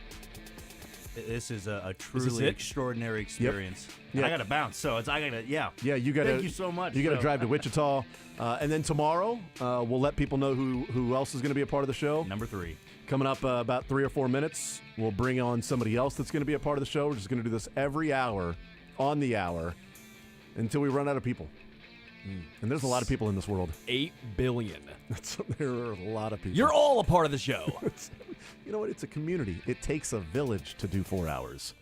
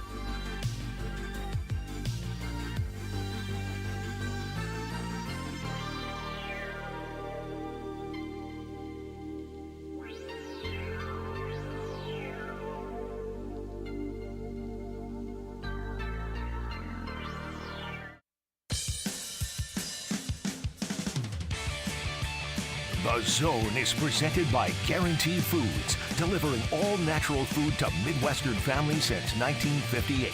Enjoy healthier food, more free time, free delivery, and better value. Go to GuaranteeFoods.com. All right, we continue right here on Sports Radio 810 WHB. We'll talk with Mick Schaefer coming up at 1 o'clock. Jason Anderson, Dylan Michael, Sterling Holmes. We continue the next couple of hours. An hour and 50 minutes away from the total eclipse of Total the darkness. sun. Yep. Total darkness. The Ice Age. Maybe not here, but total darkness in different spots across the country. That swath from the south up through the Midwest to the sort of Indianapolis area up to New York. Sort of an arc across the United States. So, 90% coverage here? We'll see. We introduced Sterling Holmes in the 10 o'clock hour, part of the show moving forward as co-host. And then 11 o'clock hour told you Jack Johnson will be a part of the show as well. And now in the noon hour, we introduce our next person that will be part of the show moving forward. It's Josh Kaiser, One Royal Way podcast. Josh, we're so excited around here to bring you on and be a part of the show every day moving forward for at least 20 minutes. It's so cool for you to agree to do it too. Yeah, and for no money. It's been a very important and exciting time for me and my family, and I'm very excited to jump on board as well. Before we get too far down that rabbit hole, I need to rewind the clock back a little bit to your last hour. You guys were talking about calculus. Jason, you made a you plus me equals us joke that found deaf ears, it seemed like. did. But I need to. Since we're in are we in the trust tree? Is this We are in the circle of space? trust. It's trust tree. You can say whatever you want here. Is that a Together reference? You damn right. Oh my God! And that's I know my what I'm calculus. excited about bringing the early aughts Making a Boy Band parody show references that I and maybe am the only person that is listening to any of this right now. Thank you. Will get. So I'm very excited for that. I know my calculus. It says you plus me equals us. Calculus. I feel like I have thought about Together at least once a week since 2003, and I might be the only person on earth. But I'm very excited that I may not be the only person that knows of that. I can't hear the word calculus without thinking of you plus me equals us. They've ruined that for me, or Nor should you. or heightened it for me. I'm not sure. Yep. So yes, thank you. What a ridiculous show. Yes, absolutely ridiculous. But thank you for at least somebody out there. I knew there had to be at least one person out there that understood because Sterling just stared at me like I have no idea what you're talking about. Sure. And Dylan was like, "Man, I'm just here so I don't get fined. I mean, I'm just chilling here, man. I'm just, it's all good in my hood." I'm usually the life raft he needs and here for him, but I just didn't have it in there today. I don't know what was wrong. I have never seen it, so. You didn't miss anything except for that reference. That reference. That's really it.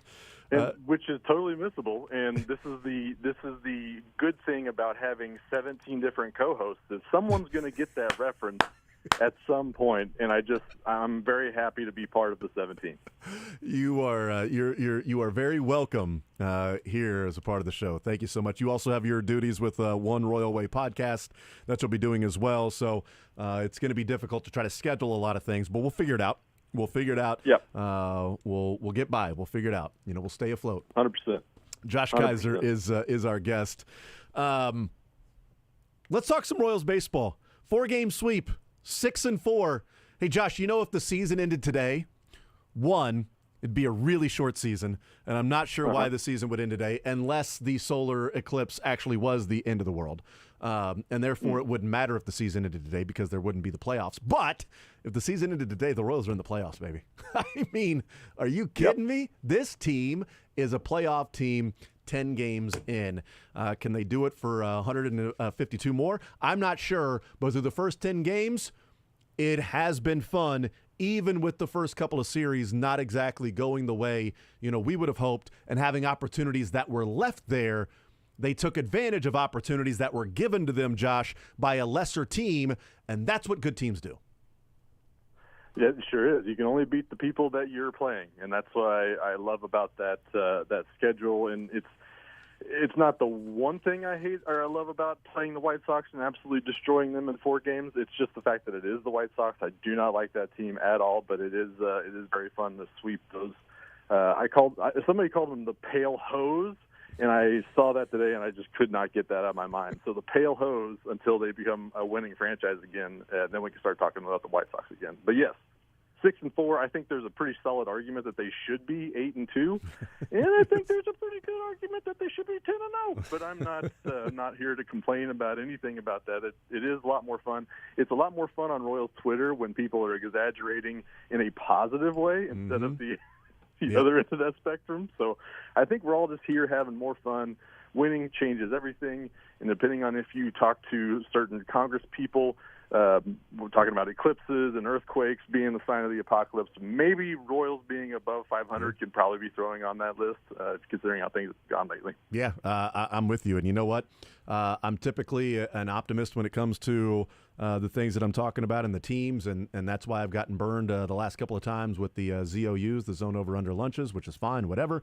And last night on Sunday Sound Off, Mick Schaefer asked the panel, are you a believer in the Royals and what we've seen? I'm like, Mick, you know the answer from me. I mean, come on, man. Of course I'm a believer in the Royals from what we've seen. I'm the guy that, it's like, this team doesn't feel like a 100-loss team. Well, they lost 108. Yeah, but it just doesn't feel like a 100-loss team. I know what the record says. It doesn't feel that way. It's just simply my, general disposition, I guess.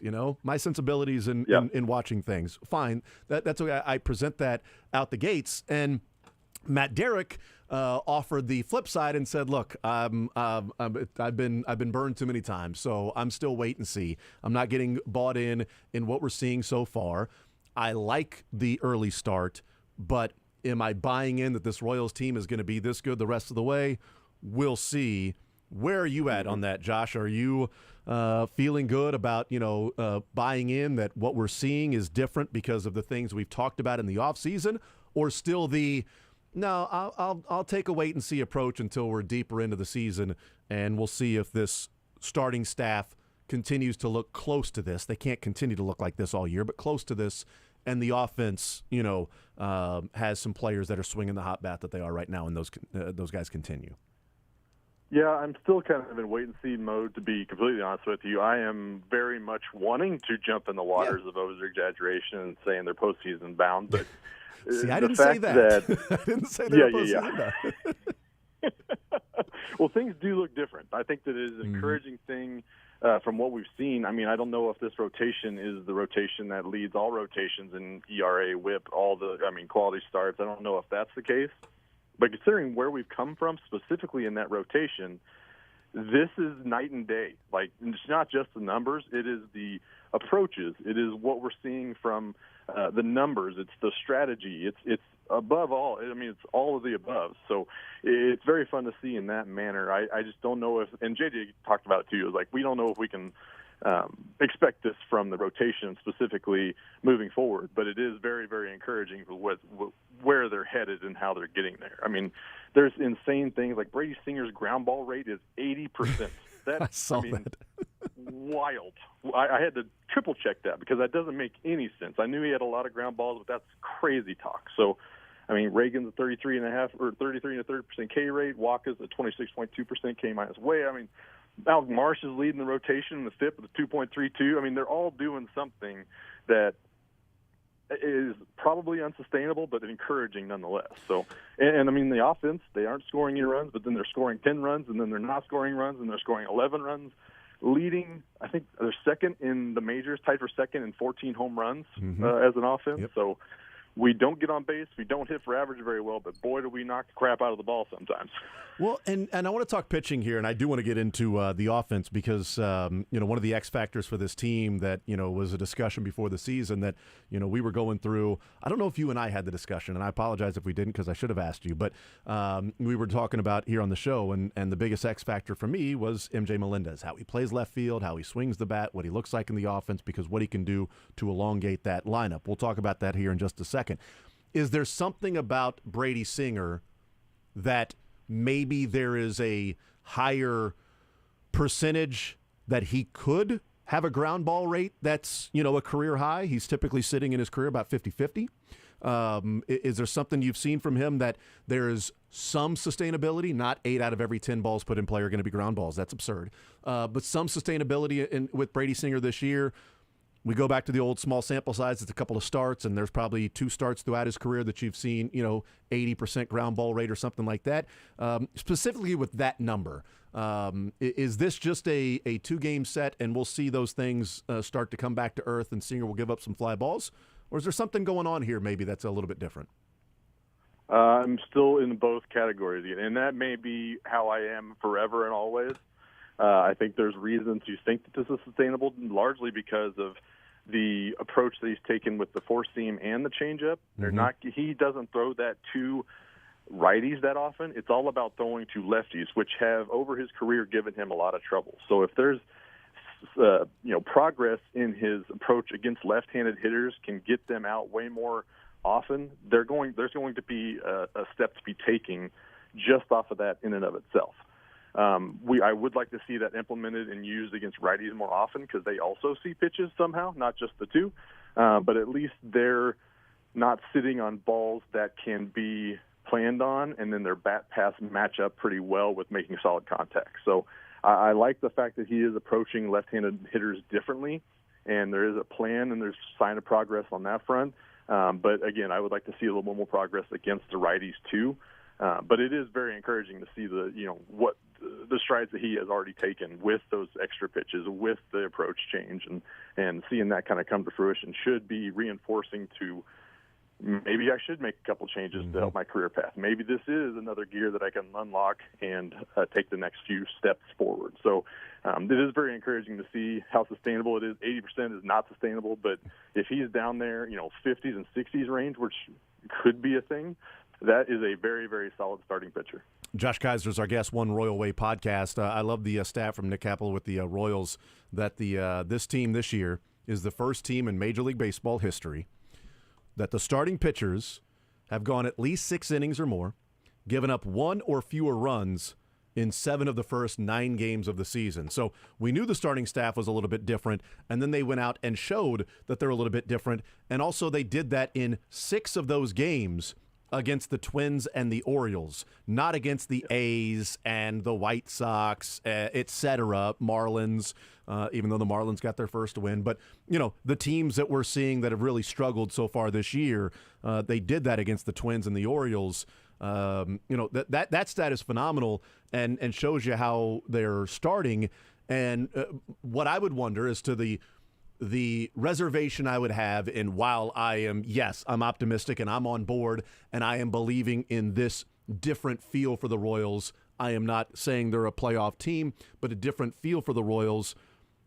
The reservation I would have is it is impossible for that to continue throughout the season, that every single time out, almost every single time out, you're getting 6 or more innings with 1 or fewer runs. If that's the case, the Royals are going to win 100 this year, but that's not going to happen. So how much of a regression is there, and can the rest of the team, whether that be offense or a progression from the bullpen, make up for the fact that they don't have 5 aces going every night?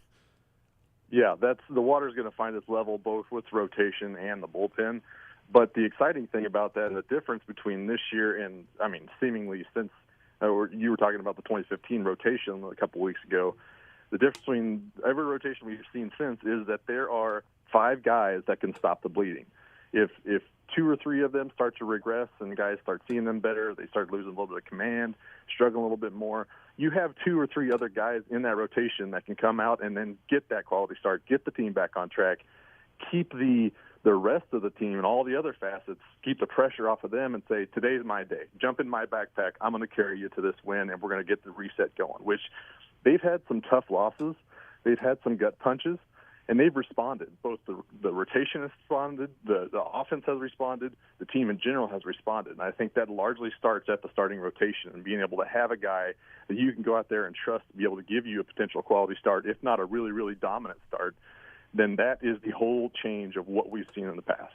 Josh Kaiser, One Royal Way Podcast, is our guest. Before we talk offense, I do want to talk bullpen with you. Will Smith taken out of the closer's role, maybe not permanently, but he was taken out of the game after recording an out and having a couple of guys get on base against the White Sox, and MacArthur comes in and protects that one-run lead. And then yesterday, Will Smith goes out there and pitches the 8th inning setup. MacArthur gets the save. Do you think that's the order moving forward now, that it will be Will Smith in high-leverage situations but not the 9th, and MacArthur is now the 9th inning guy? Or will this fluctuate throughout the season with Quatraro, and Will Smith may get other opportunities to pitch the 9th and maybe reinstalled back into that spot as he figures some things out on the mound and gets a little more confidence? And yesterday certainly goes a long way to that. How do you think the bullpen shakes out? Is it closer to what we saw yesterday or closer to what we saw to start the season? I think traditionally you're going to see what we saw yesterday. I think it's going to be, Will Smith and James MacArthur has both earned their opportunities from a traditional standpoint. I think Quatraro is going to be a little bit more non-traditional in that he's going to truly play the matchups in a lot of these guys. And I think that's going to be largely lineup dependent. If you got 2 out of 3 lefties coming up, I think you can absolutely see Will Smith come out there. But I think James MacArthur is probably going to be primarily the guy. And the game before yesterday, it was John Schreiber and Chris Stratton were the high leverage guys. So that was kind of the telling. I can't imagine that Will Smith and James MacArthur were not available that day. So it was still John Schreiber and Chris Stratton. So I do think that since they do have different qualities, different strengths, that Quatraro is definitely going to be playing more off of those than he is on the traditional setup and closer type of role. But like I said, I think the roles, quote unquote, between Will Smith and MacArthur exchanging can come and go, but they are both earned. So it wouldn't surprise me if this was like in football, running back by committee. You're going to go with the hot hand at the time and see where they are at that time and just take it day by day. So I think that's what we should expect moving forward. Yeah. And I'm good with that. I'm good with that. Scott Barlow is elsewhere. Joaquin Soria is elsewhere, right? Throughout the years, I'm good with that. So if Will Smith is struggling, get him out of the 9th. If MacArthur starts to struggle, then figure it out. It's about winning games now, and it's not about having somebody that goes out there and, this is your job and you're the 9th inning guy. Well, no, what's the best way to win a game? And if Will Smith has to come in the 6th inning, then bring him in the 6th inning. If MacArthur's got to come in the 7th, then bring him in the 7th. That's what the manager's job is there to do, make those decisions. Hopefully he's right more times than he's not. And the Royals bullpen, can shut some things down because the offense has been doing enough to win some of these games. And MJ Melendez, another Knicks stat, first player in Royals history with driving in the game-winning run in the 7th inning or later in 3 consecutive games. MJ Melendez, the first Royals player in the history of the franchise to do that. I don't know. Check that.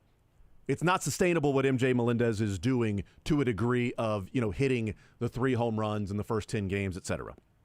I don't think that's sustainable. But I know this.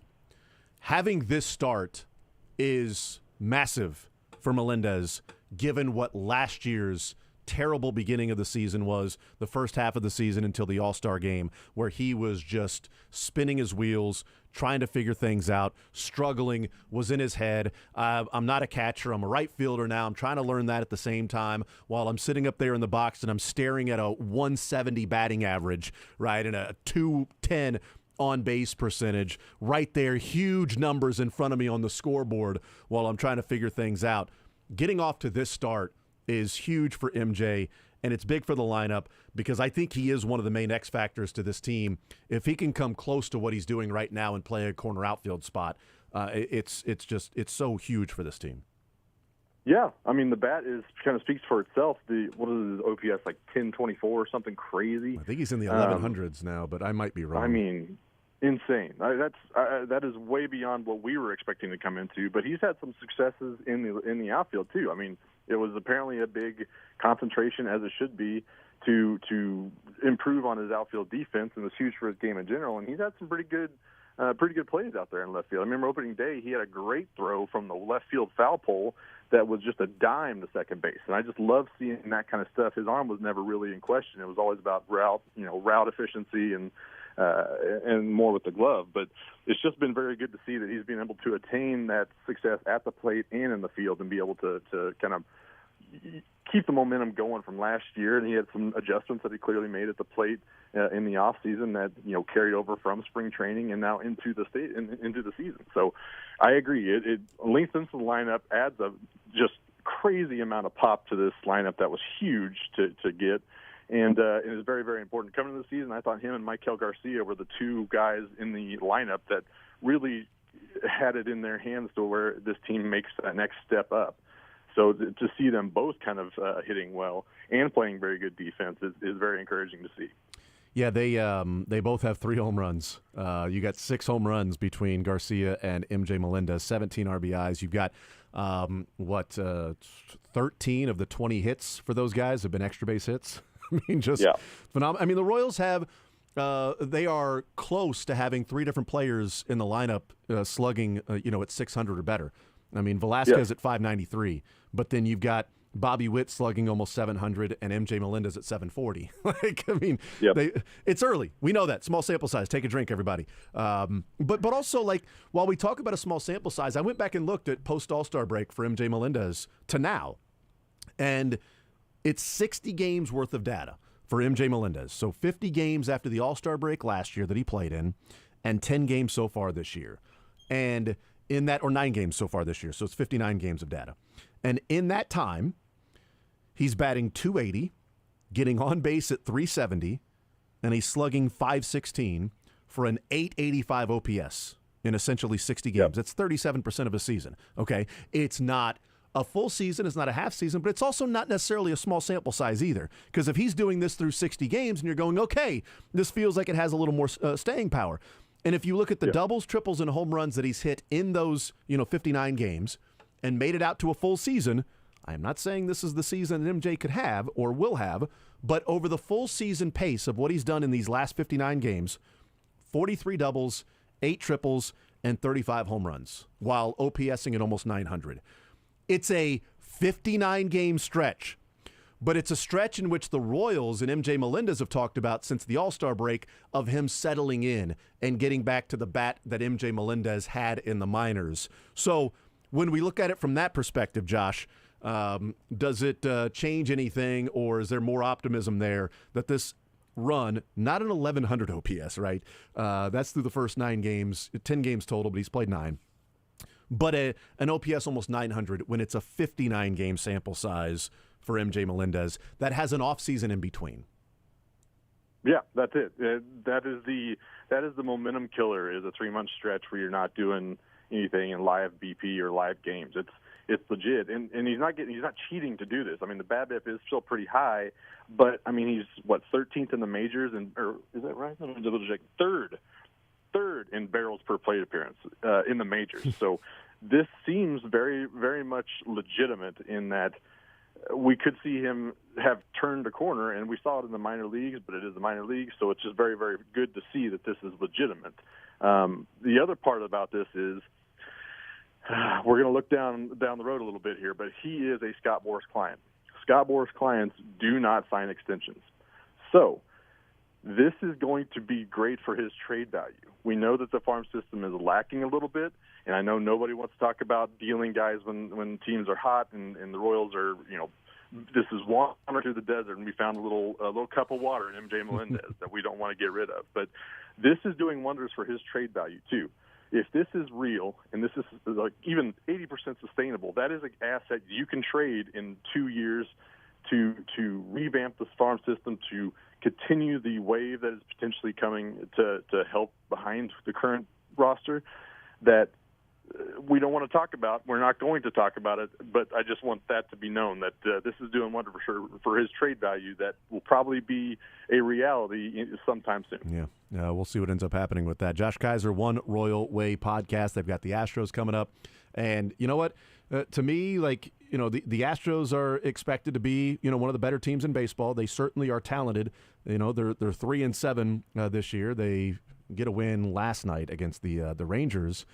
But one of the things that I've noticed against the Astros, and they've got a game today, right? They play today's the 8th, right? Yeah. So they've got a game today, and then so they don't have an off day between. They'll head to Kansas City for the 3 games. they don't really look all that interested. It's weird. Outside of the Blancos' 2 starts when he's, apparently Sandy Koufax. Right. He was almost Johnny Vandermeer, right, of having back-to-back no-hitters, right? 14 and a third innings pitched with no hits. Outside of those couple of games, they just sort of look disinterested. It's weird. It's a weird feel to watch the Astros play. And I don't know what today's going to look like or the next 3 games after that, but I don't view the Astros coming in the way that before the season started, Josh, of, well, you got the Twins, you got the Orioles, and then you got 4 against the White Sox, and then you got the Astros coming in. I mean, this is a gettable series against the Astros these next 3 games. And this is the kind of trap that I'm finding myself fall in. Is this should be a winnable series, and it was last September. I think we sweep them, or was it a 3 out of 4 there in September? So this is a gettable series, and it just feels like in years past the Astros are a team like the Astros comes in underachieving, and then they sweep the Royals 4 games. And then all of our bubbles are burst. The Astros are back on their track. They're roller coastering to the postseason, and the Royals are roller coastering to a 100-loss season. So I'm already fallen in that trap of setting that expectation for myself. Join me, if you will, so that we're all very, very happy when the Royals take 2 out of 2 or 2 out of 4 or 3 out of 4. Or by God, they might get a whole series, and I should be screaming 14-0 at the next time we talk. But that's just where my head's at. I'm expecting the Royals to get swept this upcoming series, even if it is a 2-7 Astros team. That's just where I'm at. But yeah, I agree. Astros can't win unless they almost no-hit somebody, and the Royals have had games where they almost got no hit. So it is possible that we could be talking about that situation next week. But I'm very curious to see if this is a trend-breaking series against the Astros or more of what we're accustomed to as Royals fans. Yeah, we'll see what ends up happening. Josh Kaiser, One Royal Way podcast. As always, Josh, appreciate the time. Welcome. It is awesome, and we are 3 for 3 in hours of welcoming people in that are going to be mainstays and parts of the show. For 4 hours a day. I'm just pumped for it, man. Josh, thank you so much.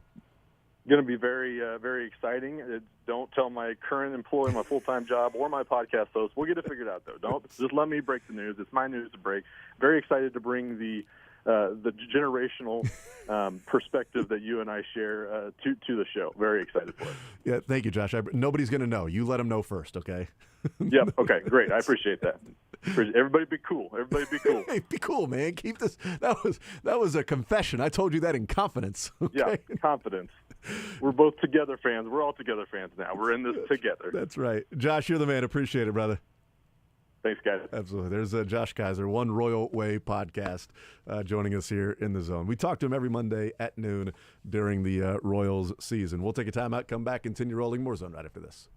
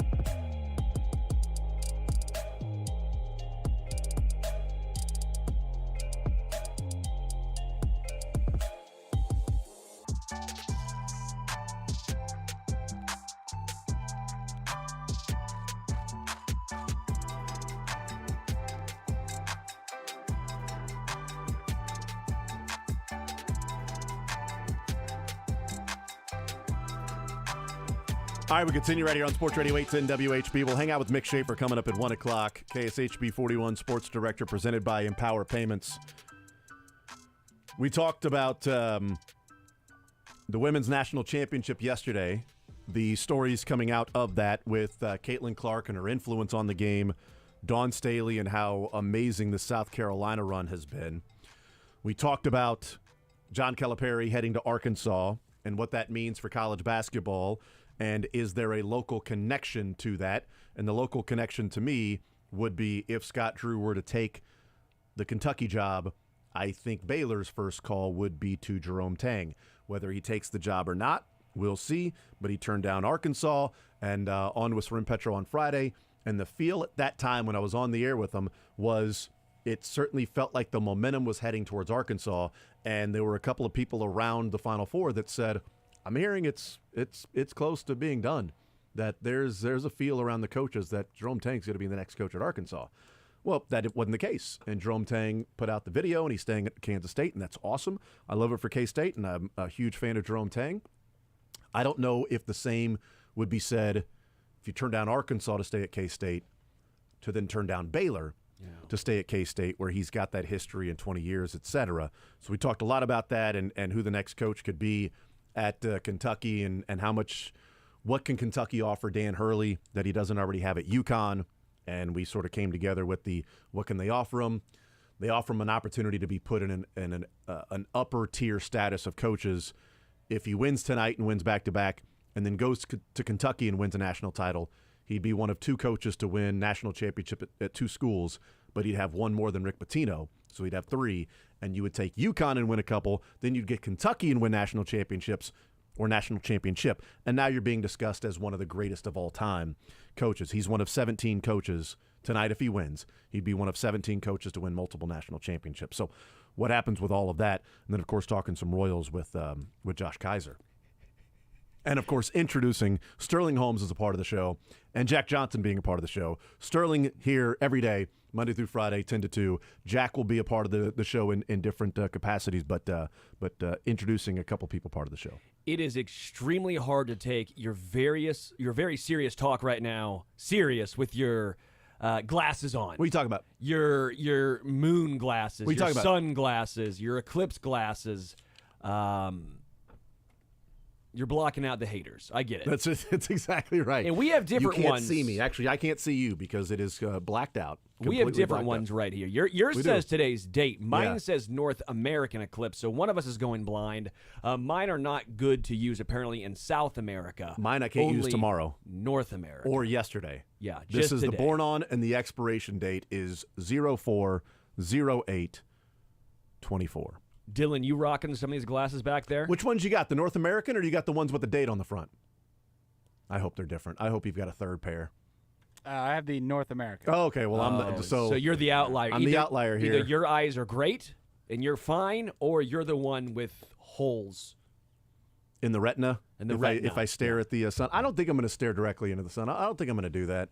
I'm going to choose Soft. not to do that. Yes, that's what I'll be. I am soft. I will fully admit that I'm not willing to show my toughness by going blind. I will offer that up before we even get into the conversation. I'm neither a doctor nor optometrist, but I'm pretty sure you're still not supposed to stare at it even with these glasses on. It's supposed to just allow you to kind of out of the corner of your eye see it a little bit.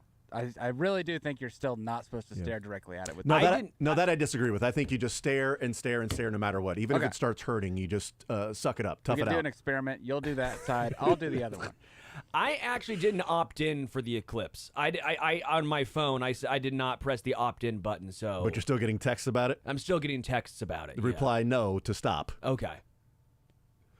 We're an hour away, hour and 10 minutes or so of when the total eclipse, right? Like, when does it start?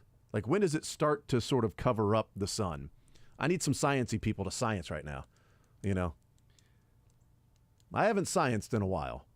Imagine you don't know what's coming. You know how terrifying that would be? Like, if you're like, I don't know, back in like the, BC. Like 1920s. Like, do they know about the 1920s? I was thinking like, 2,000 years ago. My bad. But yeah, also that. I mean, you're telling me Honus Wagner's out there playing a game, and all of a sudden there's an eclipse happening. He's like, "Hey, see, Is that what he says? I don't know. I don't know what Honus Wagner would say in that situation. But What do you say? Hey, see, as Walter Johnson, Hey, Cupper, you gonna help us out with the sun going away, huh? Is the sun going away? Is the world going away? I don't know, but it's the 9th inning, and I'm trying to get out of here because I got a date with Susie tonight. yeah, and Walter Johnson threw 174 pitches, and he's like, "Well, this one's gonna be hummed in there against Honus Wagner." I hope this doesn't close down the speakeasy tonight.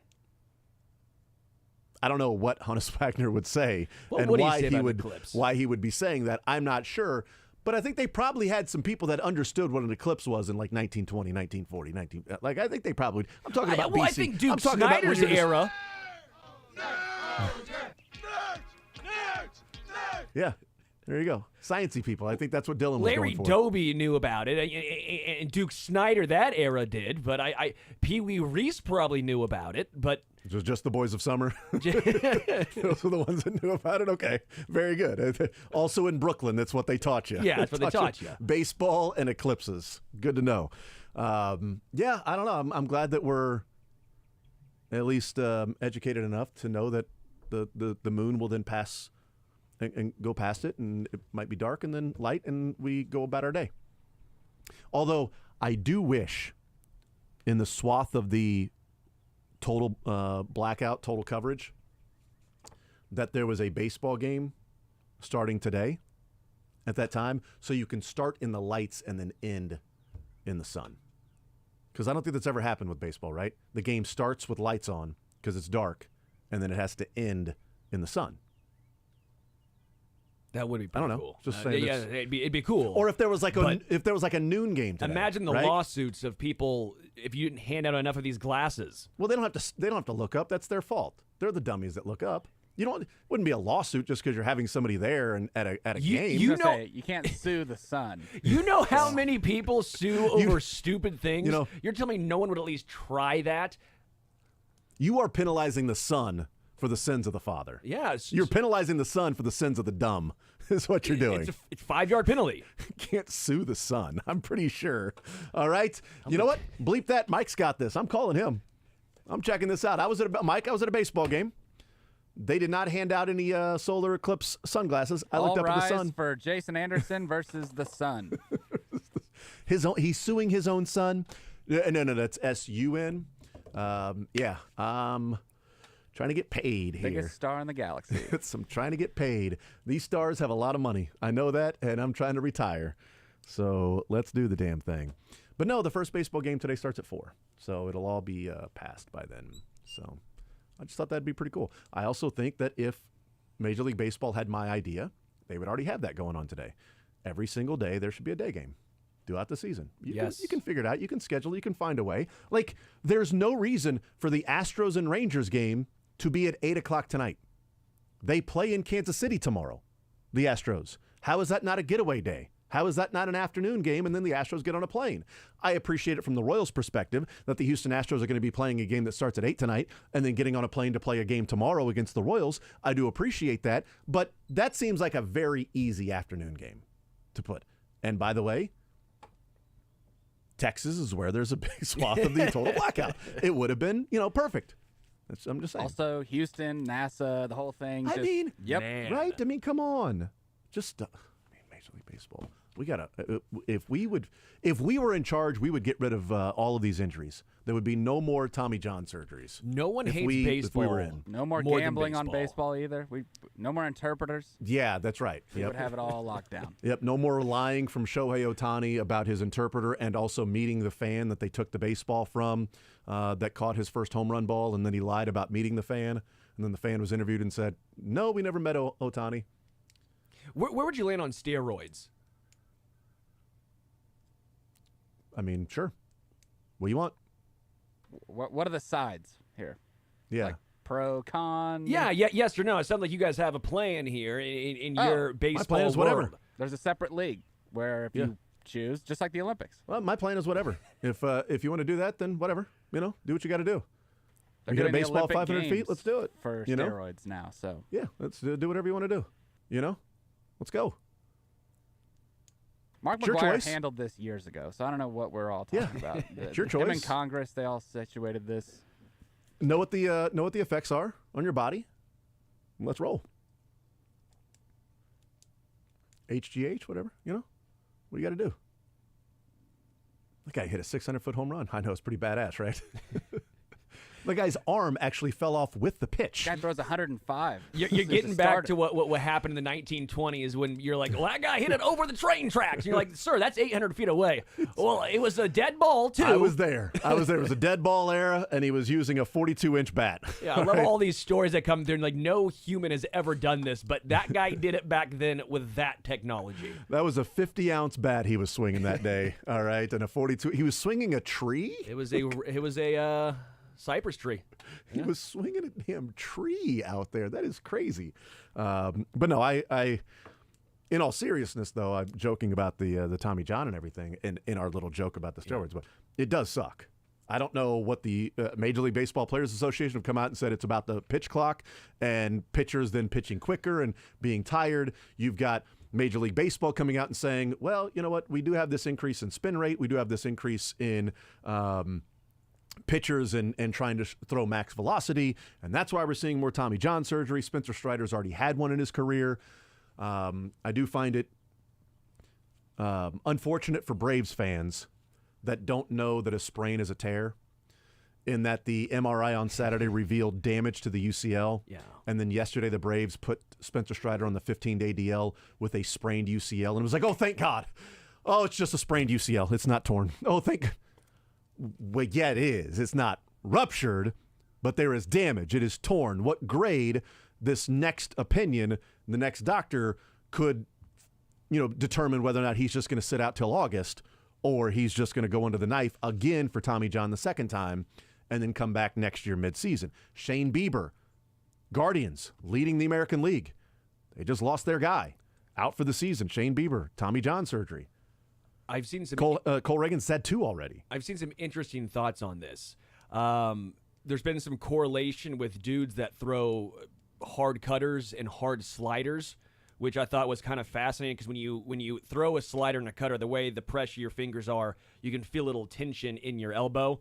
Again, this is all just some not legit truth, but some people that are trying to do some more research on this. I saw hard sliders and hard cutters are very bad, obviously.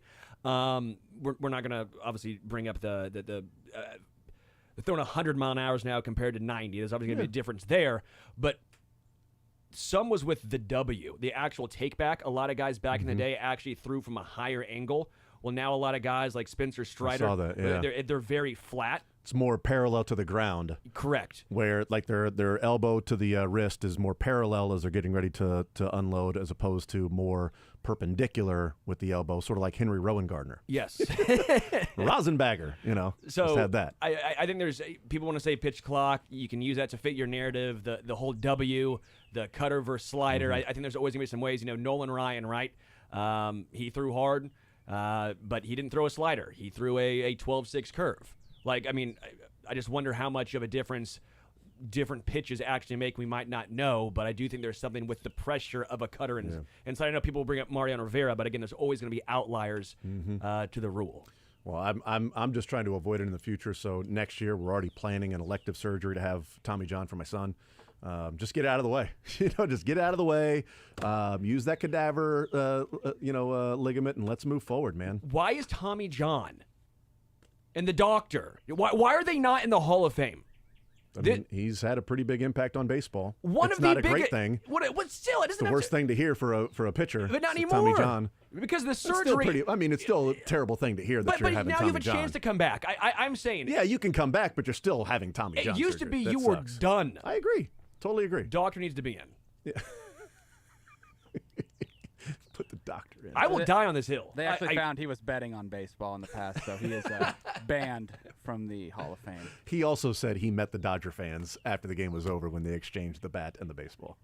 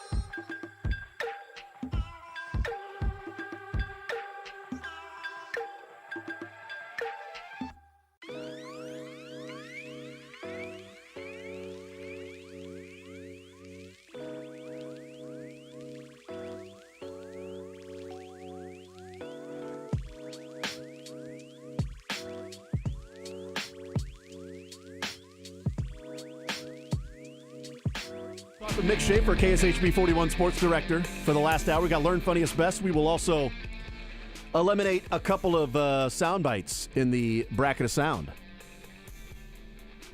So there you go. That'll come up in the next hour.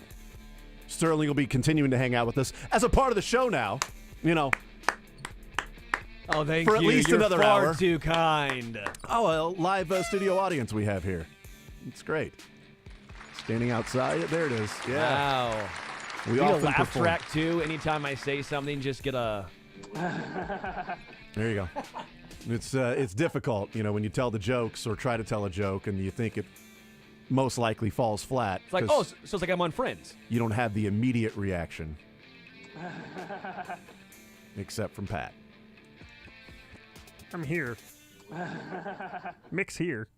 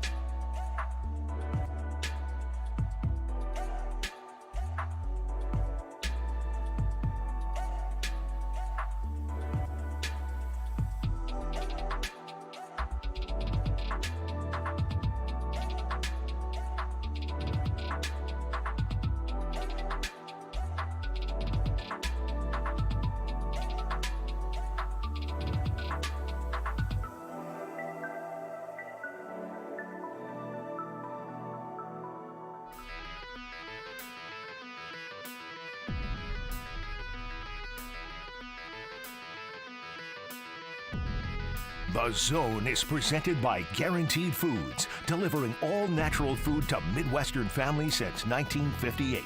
Enjoy healthier food, more free time, free delivery, and better value. Go to GuaranteedFoods.com. All right, we continue right here on Sports Radio 810 WHB. One more hour to go here on this Monday edition. Mick Schaefer hanging out with us. He's presented by Empower Payments. Boosting your business and charity with every transaction. Learn more at empowerpayments.com. The eclipse is starting. Yep, it looks like the sun looks like Pac-Man right now. I just put these headphones on and looked up, and it didn't really do any good. My eyes are still burning. Yeah, it's weird. So it's not an impact on your ears, Mick. It's mainly for your eyes. Oh, I was supposed to put the glasses on. Yeah, put the glasses on. I had headphones and glasses. Glasses here. I could've over your gone either way. ears, though, Could've gone right? Either way. You could have put the headphones over your eyes. Yeah, I should. And then that would have protected your eyes. You But I also would've would not seen have it. seen the sun. Yeah. There's so many ways I could have gone with that. Yeah, that's right. The sun looks like Pac-Man right now. It does? And about 1:54 is when it's expected to be at its climax. And then it will eventually then leave the sun, its path. At like what, 3:11? 3:11. Okay. 3:11. Down. Down. Yeah. Amber. Amber is the color, Color of of your my eyes right energy. Amber is the color of my eyes right now. Whoa. Do you think everyone younger than us has zero idea what we're talking about with 311? Because I totally think so. They're No, fine. most people They're are fine. aware People, of stuff. people are probably Yeah. aware of 311. Hey, I how would about guess. this, guys? Hollywood Brown, right? Hollywood. You've had Doc Hollywood. You've had Doc Brown. And the guy who played Doc Hollywood Right. Mm-hmm. starred opposite Doc Brown in that movie. Crazy. So you're Just thinking saying about that on Michael the J. drive Fox here. should be the quarterback for Hollywood Brown. You are willing to get rid of Patrick Mahomes. That's what you're saying. That's what I'm hearing. I think so. Unless I'm I think hearing you so. wrong, I think it's pretty obvious what you're saying. I'm interpreting it one way, but I It's think it's a like- pretty obvious interpretation. It's like Dick Sargent and Dick York were the two guys that played Darren on Bewitched. And then you Sergeant got Sergeant York. Sergeant York. Sergeant York, that's right. I was thinking about with Mick while this the sun, the moon continues to cover up the sun of giving play-by-play. That's Moon going in front of Sun. The moon is cutting in front of the sun. That would suck if, and the, no if cuts. the Sun went in front of the Moon. What would happen? Really you close think? to us. I think we would Be all burn. really close. We would all burn. Man. Get a nice See, tan. that's what we though. have. We have Mick here for the science. Yeah. He brings the science I aspect don't of the think you show. would fit, too, between us and the Sun. Not enough space. I don't know. Space is pretty big, Mick. I think. Not between us and the Moon. You know how big the Sun is? Sun's not going to fit I between us hear and it's the Moon. large. I've been told it's a fairly large star. It's our closest star. Well, outside is- of Mahomes. So is Mick. Oh, see, I was going with you. The closest star to us right now is Mick How Schaefer. many of those cheesy jokes will he land today? None have landed, so zero. So Tempt a it'll lot. be the exact same number than we started with. But is what I it'll am be. your son. Damn, son. And you're my stars. It's the same thing, really. I guess, yeah. I was thinking about doing play-by-play of it. Were you? Yes, Moon is covering the sun. Moon is covering the sun. Still covering the sun. It's covering the sun more. It's covering the sun more. Looks like it's in the same spot. Would you need a Covering the color sun analyst? more. Covering the sun more. It's covering the sun more, Mick. Great point. It's covering the sun. I'm your color It's analyst. covering. I'm yellow. What's the commercial? That's the color. Who's the player? He dribbles again, and he dribbles, and he dribbles the ball, and he dribbles the ball, and he dribbles the ball, and he dribbles again, and he's dribbling, and he's dribbling. Who is that? The big 7-foot guy that was. Brooke man. Lopez? No. It's the Robin commercial. Lopez. Nope, it's the Boban Marjanovic. George Lopez. It's George Lopez. Is what it Boban is. Marjanovic. Yes, I'm gonna go with that one. Yep, because he sticks his hand in like the Doritos bag Yes, or whatever. That's Boban. Yes, and then he just doing play-by-play. He dribbles the ball, and he dribbles again, and he dribbles the ball, and he dribbles the ball, and he dribbles the ball. It's covering the sun. It's covering the sun. It's covering the sun. Hour 31 left on the shot clock. It's covering the sun. It's covering the sun. It's covered. It's uncovering the sun. It's uncovering the sun. It's uncovering the sun. There you go. Solar eclipse coverage right here on Sports Radio 810 WHB. Where are you getting that content anywhere else in America? Just picture Trent McDuffie on Brandon Ayuk, and that's I see what what you're saying. what they're doing right L'Jarius Sneed on Tyreek Hill now. is what it is. I like the football version of that. I like the South Carolina defense on Caitlin Clark after the first quarter. Yeah. Yesterday. Yeah. Pretty much. Just covered there. Mick, we talked about it last night. I enjoyed the Sunday sound off. We started our show today with it. in sort of discussing the storylines from yesterday, the South Carolina women and the dominance that they have been on, and even the 2020 tournament that was, canceled. They were, a one-loss team going into that tournament. Unreal. Since South Carolina lost in the SEC championship game in 2022, they are 80-1 with 2 national championships. Their only loss being Iowa last year in the Final Four. The story yesterday, South Carolina, the dominance, and Don Staley in an undefeated season, or still Caitlin Clark in the eyeballs that are on the sport and the record-breaking Monday, Friday, and Sunday? It's a great question. It's why I posed it on Sunday Sound Off. Hijacked it. What would you have done if you? Great question. Thank you, Mick. That's why I asked Thank you, Mick. I appreciate it. Yep, that's why I thought of it on my own and asked it. I think the right answer is a couple of you guys hit on it, and that we've seen a run like this from a team before in women's basketball. A few times for UConn, right? A few times for Tennessee. Tennessee's done it. And so this is now South Carolina's turn. You have a lot of dynasties in women's college basketball. We see there's always been a drop off after the first few teams, right? And so we've seen that before, although it's great. I mean, 4 straight Final Fours. You have 2 wins in that time, 3 national titles, the last 7 tournaments, and I would go back to the last 3 years where they're 109-3. Yeah. One of those losses was in overtime to Mizzou. Mizzou. Well done, Tigers. There you go. Well done, Mizzou, Kentucky, and Iowa. So it's amazing, even if you are far and away the best team in your league, in your division, in your level, to go 38-0, right? Yeah. You're going to have a down Tuesday, right? You're going to have injuries. You're going to have stuff going on off the court that's going to cause you to maybe not play well.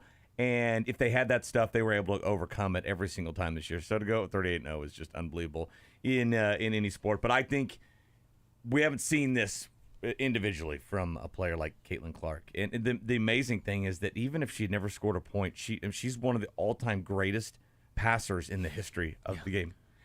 She has the most assists in NCAA tournament history. She led the nation in assists. She led it in assists. So it just gets overshadowed. We look at her 28-foot shots and her 30-foot shots, and it's like, oh, wait, she's pretty damn good. It's like when Tiger burst on the scene. Like, oh, these drives, he's so good. And like, oh, he's also the best putter on the planet as well. Right?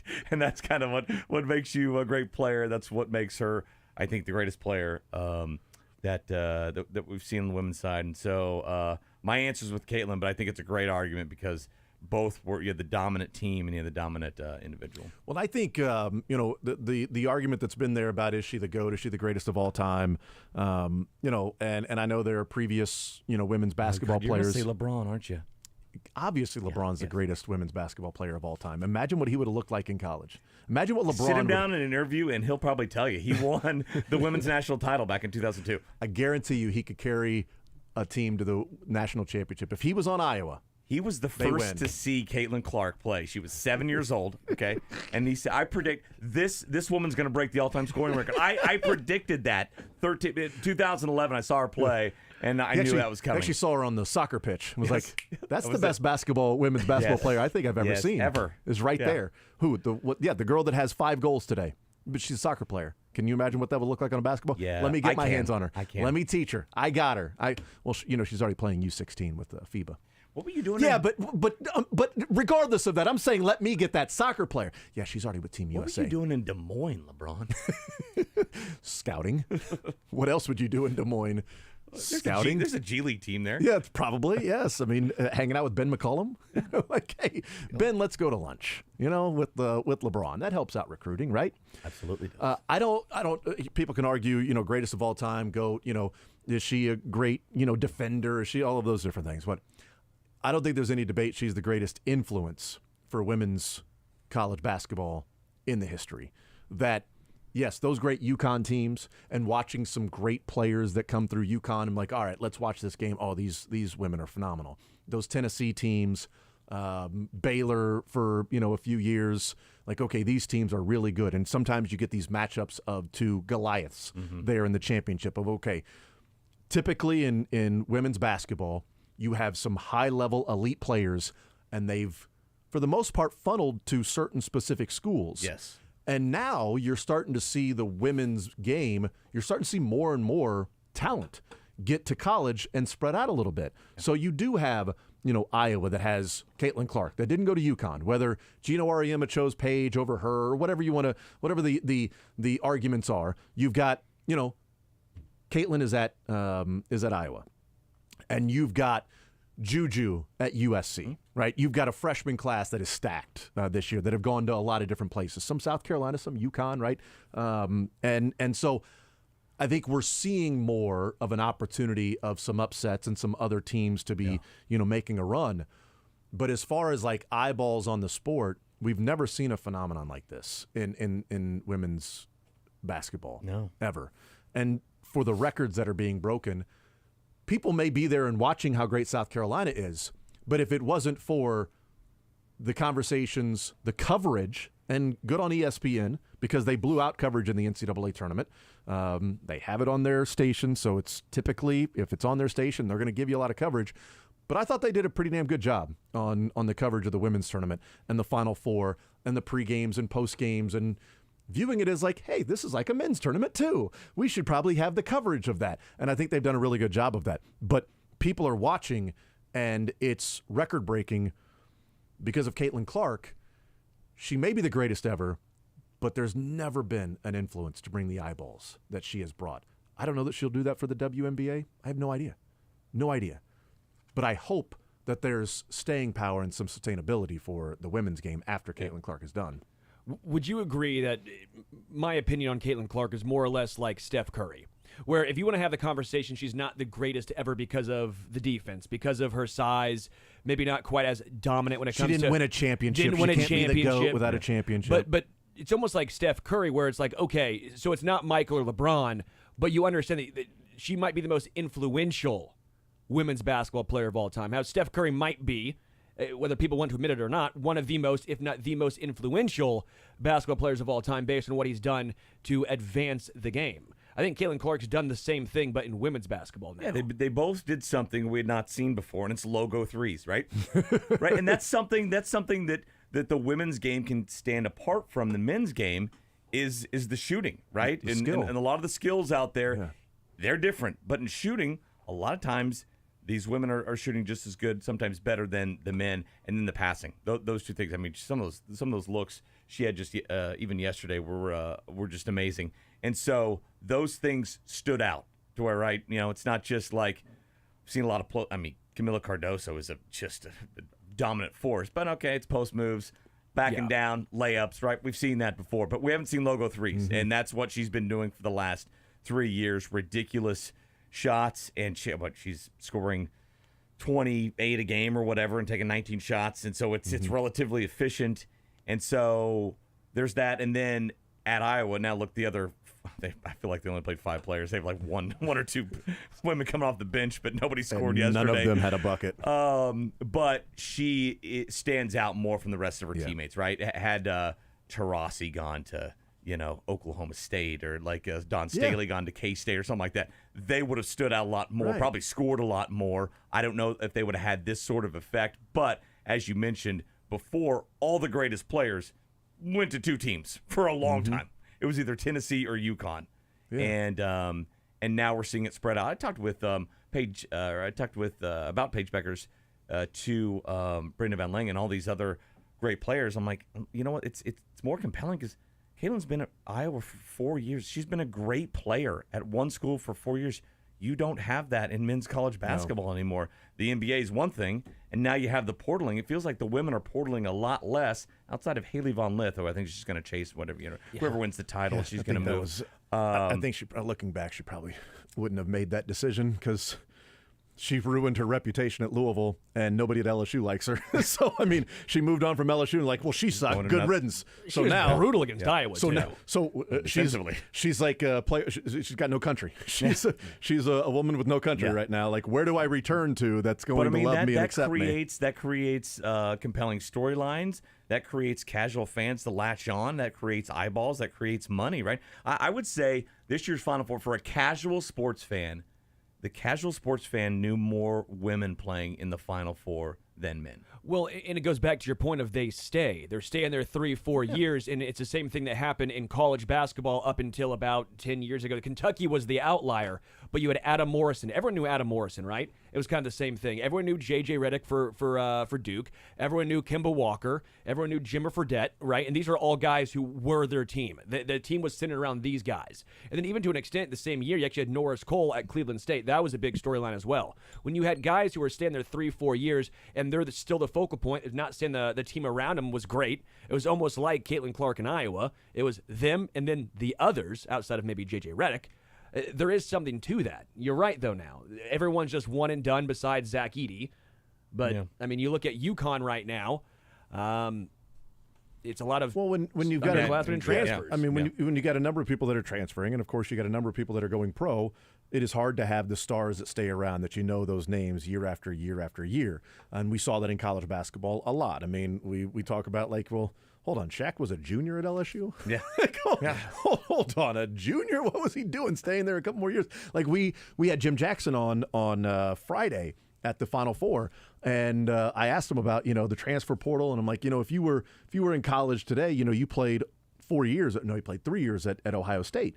He didn't stay all 4 years, but he stayed there for 3 years.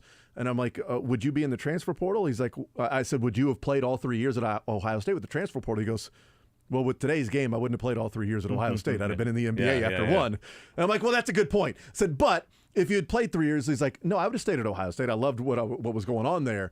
But his point was, I would have had to train. I would have transferred to the NBA. It was just different back then that you stayed a couple more years. Maybe NIL would have helped, kept him around for another year. And so that's what I'm hoping happens in the men's game, to where, like, okay, if you're a late first, early second round tag, which like 100 guys get every year, right? And it only happened, only 10 of them does that transpire. Yeah. And if you're one of those guys, does that and with NIL around, does it influence you to stick around maybe 1 or 2 more years? Well, I think Hunter Dickinson would be. I don't think Hunter Dickinson would be in college without NIL. And I'm not saying. And people are like, well, he's a pro. Is he an NBA pro or is he a pro? I think when you get to that age, you're probably ready to make some money. Like the talk about, like, well, Caitlin Clark, she's going to go pro, so she should return to school, and she's going to make a lot of money in NIL. Yeah, but she doesn't have to do school now. All right, she just does basketball. Basketball's her job. Cardell Jones. Yeah, like, I didn't go to Ohio State for school, right? I'm not here for school. Like Angel Reese, well, is it better for her to go to the NBA? Or, well, the WNBA shouldn't have to worry about school. Like, And that would be for anybody. It's like, okay, well, I can stay here, and if you've been there 4 years and you already got your degree, well, now I can make the same amount of money, but now it's my job and my career, and I can focus on this. And without NIL, I think there would be a lot more players that would be, well, I'm going pro. And if it's in Europe, it's in Europe. 2011, John Calipari is now an Arkansas coach, but in 2011, he took a team that was official yet? It's pretty much close. I think it's pretty much a done deal. Once Jared gets in there. It says finalizing deal right now. Finalizing deal, there you go. Finalizing 5-year deal. So he took a 4 seed in 2011 to the Final Four, and that team shouldn't have been to the Final Four. They had a player on it named DeAndre Liggins, who was a junior, and he decided to go pro. All right, and everybody's like, this guy's not an NBA player. And his point was, I know. I've got a baby. I got a family. I'm going pro in Europe. I'm making money now. NIL, he probably stays because he was a damn fine player, a fan favorite, really good defensive player. He probably makes enough money to stay his senior year, and he would have been a part of that 2012 team that won the national championship. I mean, that guy was really good, and he wasn't even a part of that team. But he had a child, and he had a fiance, and it was like, I'm making money, so I'm going pro, and I'm going to try to make the NBA, but I'm not going the G League. I'm going to try to make the NBA, and if it doesn't work out, I'm going to Europe to make a good living. And he's made a damn fine living in his career. But the NIL might offer that player to return. Like, again, I think Hunter Dickinson is still in college because of the NIL. I think he might be pro, in Europe. Or maybe he's at the G League trying to make the league. Or maybe he has a spot on an NBA team, right? I mean, because, he is a bigger guy, whatever. But I'm hoping that's the case, that you see more of them stay around and things like that. But I do think NIL is the reason why John Calipari is going to Arkansas. Because you don't think it's Big Blue Nation? Well, I think that's part of it. I think if he was winning, if he'd gone to the Final Four a couple more times since 2015, I mean, it's been 9 years with no Final Four at Kentucky. You better get the hell out of here, okay? But he's also 1-3 in the last 4 years in the NCAA tournament. Missed the tournament, and then first round exit, second round exit. While Eric Musselman has at least been 8-3 in those same 4 years. Yeah, but did he have to go up against Jack Golke? That's a great point. That's a great point. Eric Musselman has never played a white shooter on a smaller mid-major. That's never happened before. Nobody has ever seen that before. I'm not sure how Cal was totally caught off guard. Who are these? What's this white shooter on a mid-major? They don't have these. Should we run zone? Never seen this before. And so without NIL, he's not going to Arkansas because he's not getting the recruits to Arkansas that he gets to Kentucky. But going to Arkansas, and they're offering him somewhere from $5 to $7 million per year in NIL for basketball. That's totally different. Now he's like, I can get anybody in America to Arkansas, and I'm loved here, and I can get away from the crazy fans at Kentucky, and they don't like me anymore. And they don't have that much money in NIL at UK. They don't have that money.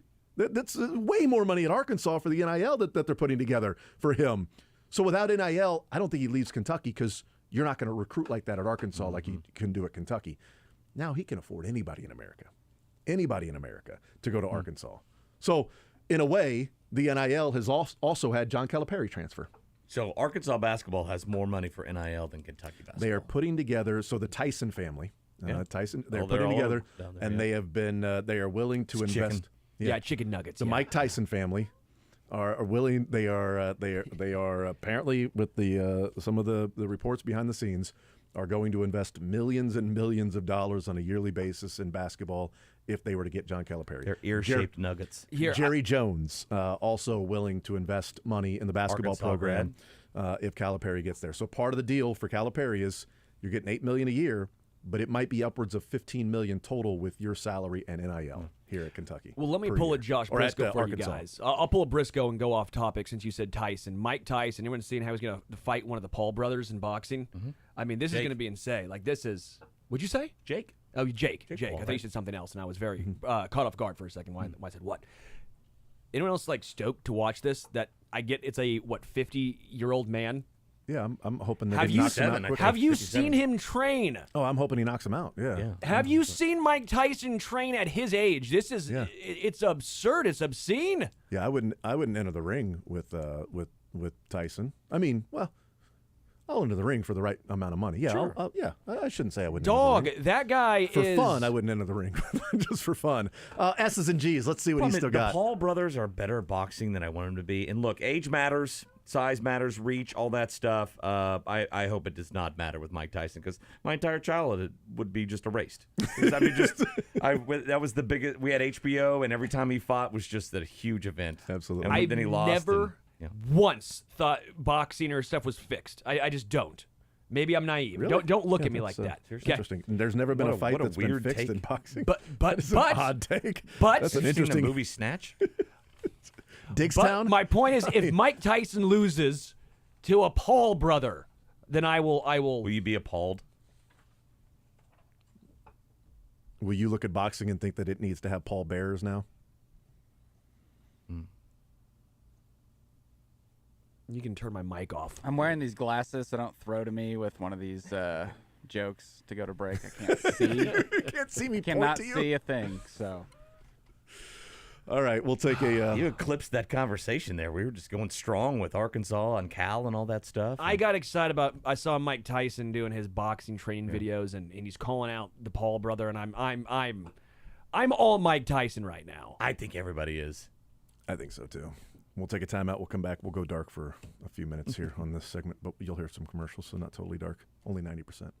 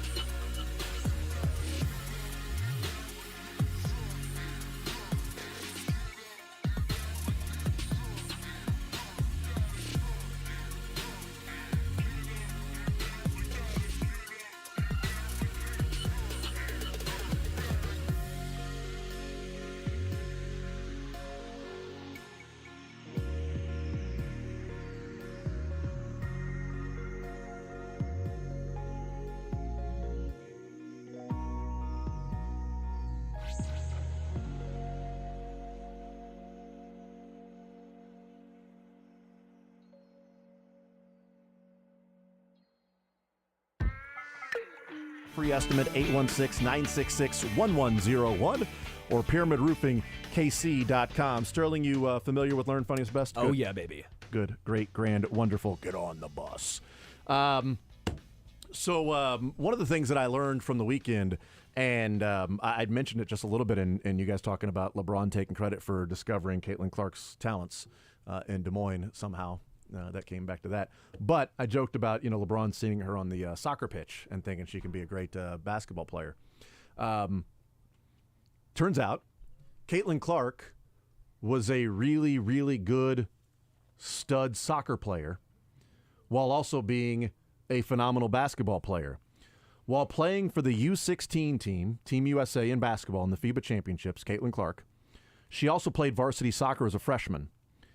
She played in only 6 games for a well-established program that made the state tournament every year, so a good program. She was a freshman. She played in only 6 games her freshman year, scoring 26 goals.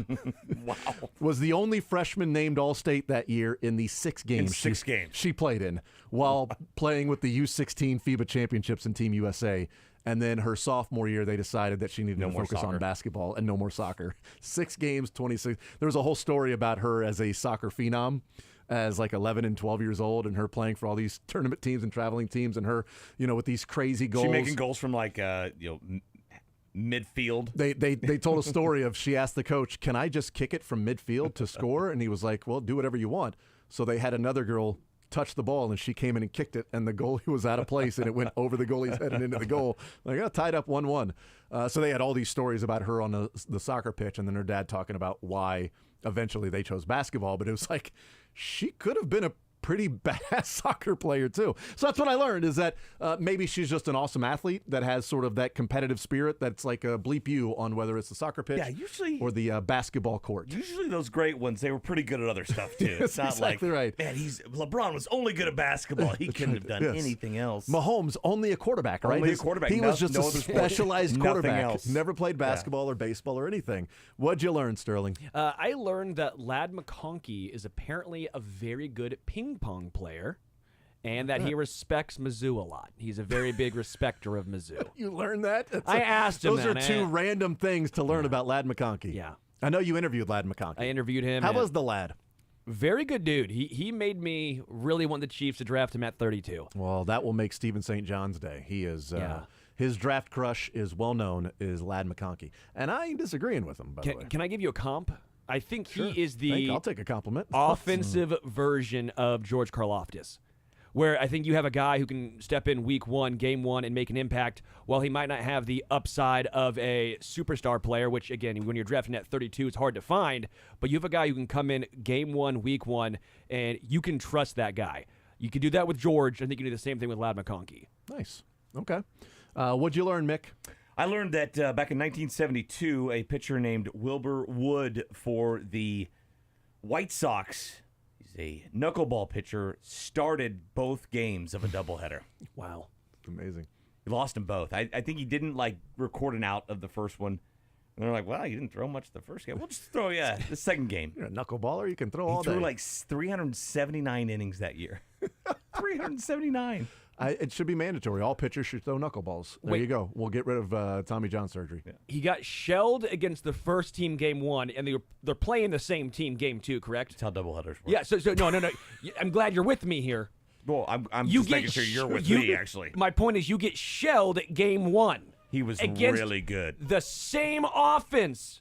He obviously didn't have it that day. What is We're it? really getting worked up about this story. Well, sorry, bad managerial in 1972. He won 30 games that year. Maybe different he was climate. really good. The wind comes in a little bit later in the afternoon. Now the knuckleball's dancing a little bit more. You never know. Yeah, you never a little know. warmer. Get it back. Go get a different ball. Scuff up the next ball. Really get that thing dancing.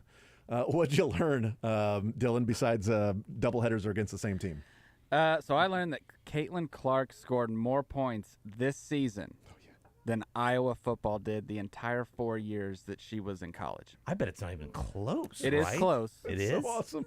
You know what? It is not close. It's actually, not close. How many did she have this year? She had 1,234, and Iowa football had 1,028. scored about over 200 more 204 points than Iowa did in 4 years in football. You know, they get 7 points for each time they get it. Yes. 6. Yes. Maybe 7. Who knows? Well, It's 3 Iowa. a lot for them. They get 3 be points. honest. That's true. 2 maybe more than they get 6. Boy, your strategy made me some money this year of just next possession Iowa punt. Live betting Iowa games, next possession punt. Next possession punt. For both. money. For both. Next possession punt. Even when Yeah. they're on defense, next possession punt. What are the odds of those? Like minus it's like 290? minus 250, minus 260. But when you're winning like 8 in a row, you make some money. Sterling, what's the funniest for you? We start with you and funniest. Yeah, so originally out of Arkansas only having 2 players on the roster now. Well, that's now down to 1 player on the roster as Trevon Brazil just declared for the NBA draft. Oh, good for so him. the only player they currently have is a arriving freshman in Isaiah Elohim. Don't know how to say his last name. I apologize. And even that, I don't know if he's still going to be going there. So of the entire roster of Arkansas, they have at a maximum 1 dude currently on the roster. I think Cal will get some players there. I think they'll have more than 1 player next year when they play. Bold. I'm just going to go out on a limb. My team's Cal. You've got 1 player out here. My team's on the floor. Let's see how they do. Mick, what was the funniest for you from the weekend? The funniest for me was there's a Twitter account, X account. Iowa Hawk Blog is his name. He's a political satirist. Political satire. He is a vintage car expert, and as you might imagine, he's a big Iowa fan. Lives down in Texas, and so after the call right at the end of the Iowa-UConn game, he tweeted out, "Now let's go to our 6 studio analysts, all of them who graduated from UConn, and see what they thought about the call." So that was funny. I didn't think it was. They had the Sue UConn. Bird and Tarasi. What'd you guys think? Oh, it's a bad call. You can't call that there. Can't call that there. Paige Weird Beckers is you so much think better that. than she is. Weird I'll you think that. Take Paige Beckers. Why would you I think just that? thought that's funny. Odd. Yeah. Oh, I loved the overreactions immediately. Oh, Roger, you can't call that there.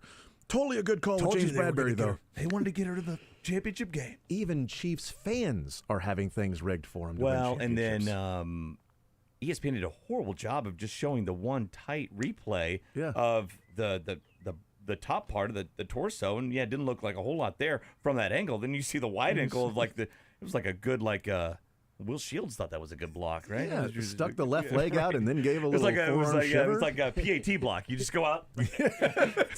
Just block down. It was Jawan Taylor coming out of that snap. I mean, he was really getting out of there. Well, she was called for a false start, unfortunately, and a hold. That's too bad. All right, but oddly enough, you mentioned Jawan Taylor. She was called for the foul. So, what was the funniest for you, Dylan? The funniest for me, the Chicago Bulls color commentator Stacey King was calling out Joe Ingles. He was talking a little smack, and then this happened. Joe Ingles and Javonte Green. Joe Ingles is like that drunk uncle that's always saying something. Like, be quiet. Oh, no. Yeah, you're like, You hit him with the drunk yeah, the uncle. drunk uncle, man. That's always at the picnic and just no. harassing people. Like, I used to be this. Man, go sleep. Hey, man, I was all excited for him to come in the game because I got a note for him. My favorite is the end right there. I was so excited for him to come in the game. I had a note for him. I had a note for him. It was a note. You know, Joe Ingles. I found this last night. I was pumped, and then you just poo-poo all over it. Dang it. Drunkle. My funniest was from WrestleMania in Philadelphia. Okay. And it's before WrestleMania. The Rock was having a big meet and greet and was doing this big event where he was going to be interviewed. And he showed up on, I think, Friday, 2 hours late. He showed up 2 hours late. And the fans were not happy. So it's the Rock heel turn. He is now no longer being beloved. He is now the heel and is the bad guy. So here is the Rock heel turn to the fans in Philadelphia that aren't happy about his lateness of 2 hours. The Rock was supposed to be here at 4 o'clock. Is that what you're doing? You're booing because The Rock was a little late. Is that why you were booing?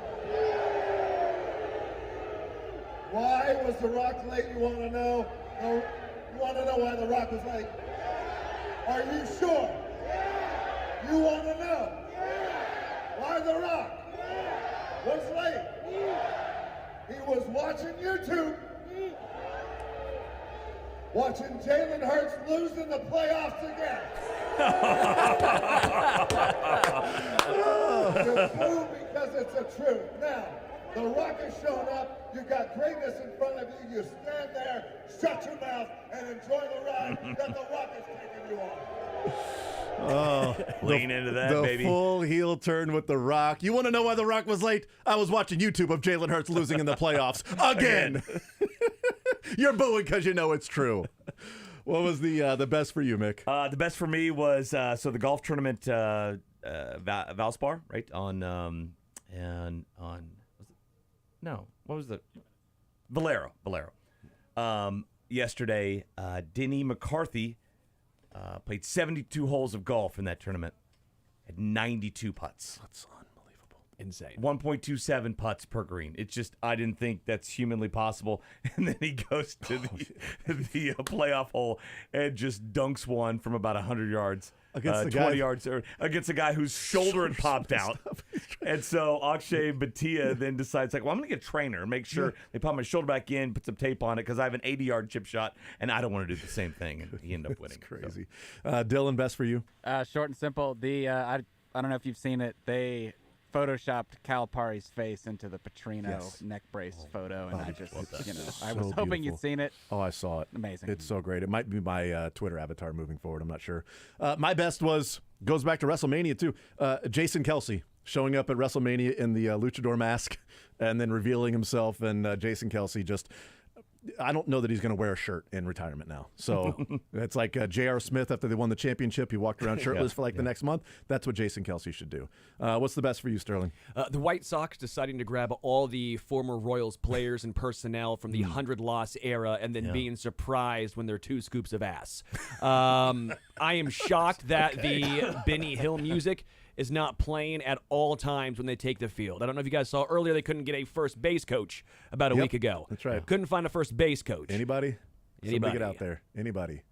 Somebody get out there. And then they decided to try and challenge a home run, which technically MJ Melendez, the first one, was actually a ground rule double. Should've challenged Didn't that one. challenge that one, and yeah. then they challenged the one that was clearly a bomb. It's phenomenal. That's the White Sox. You know what? Sweep them. Sweep them.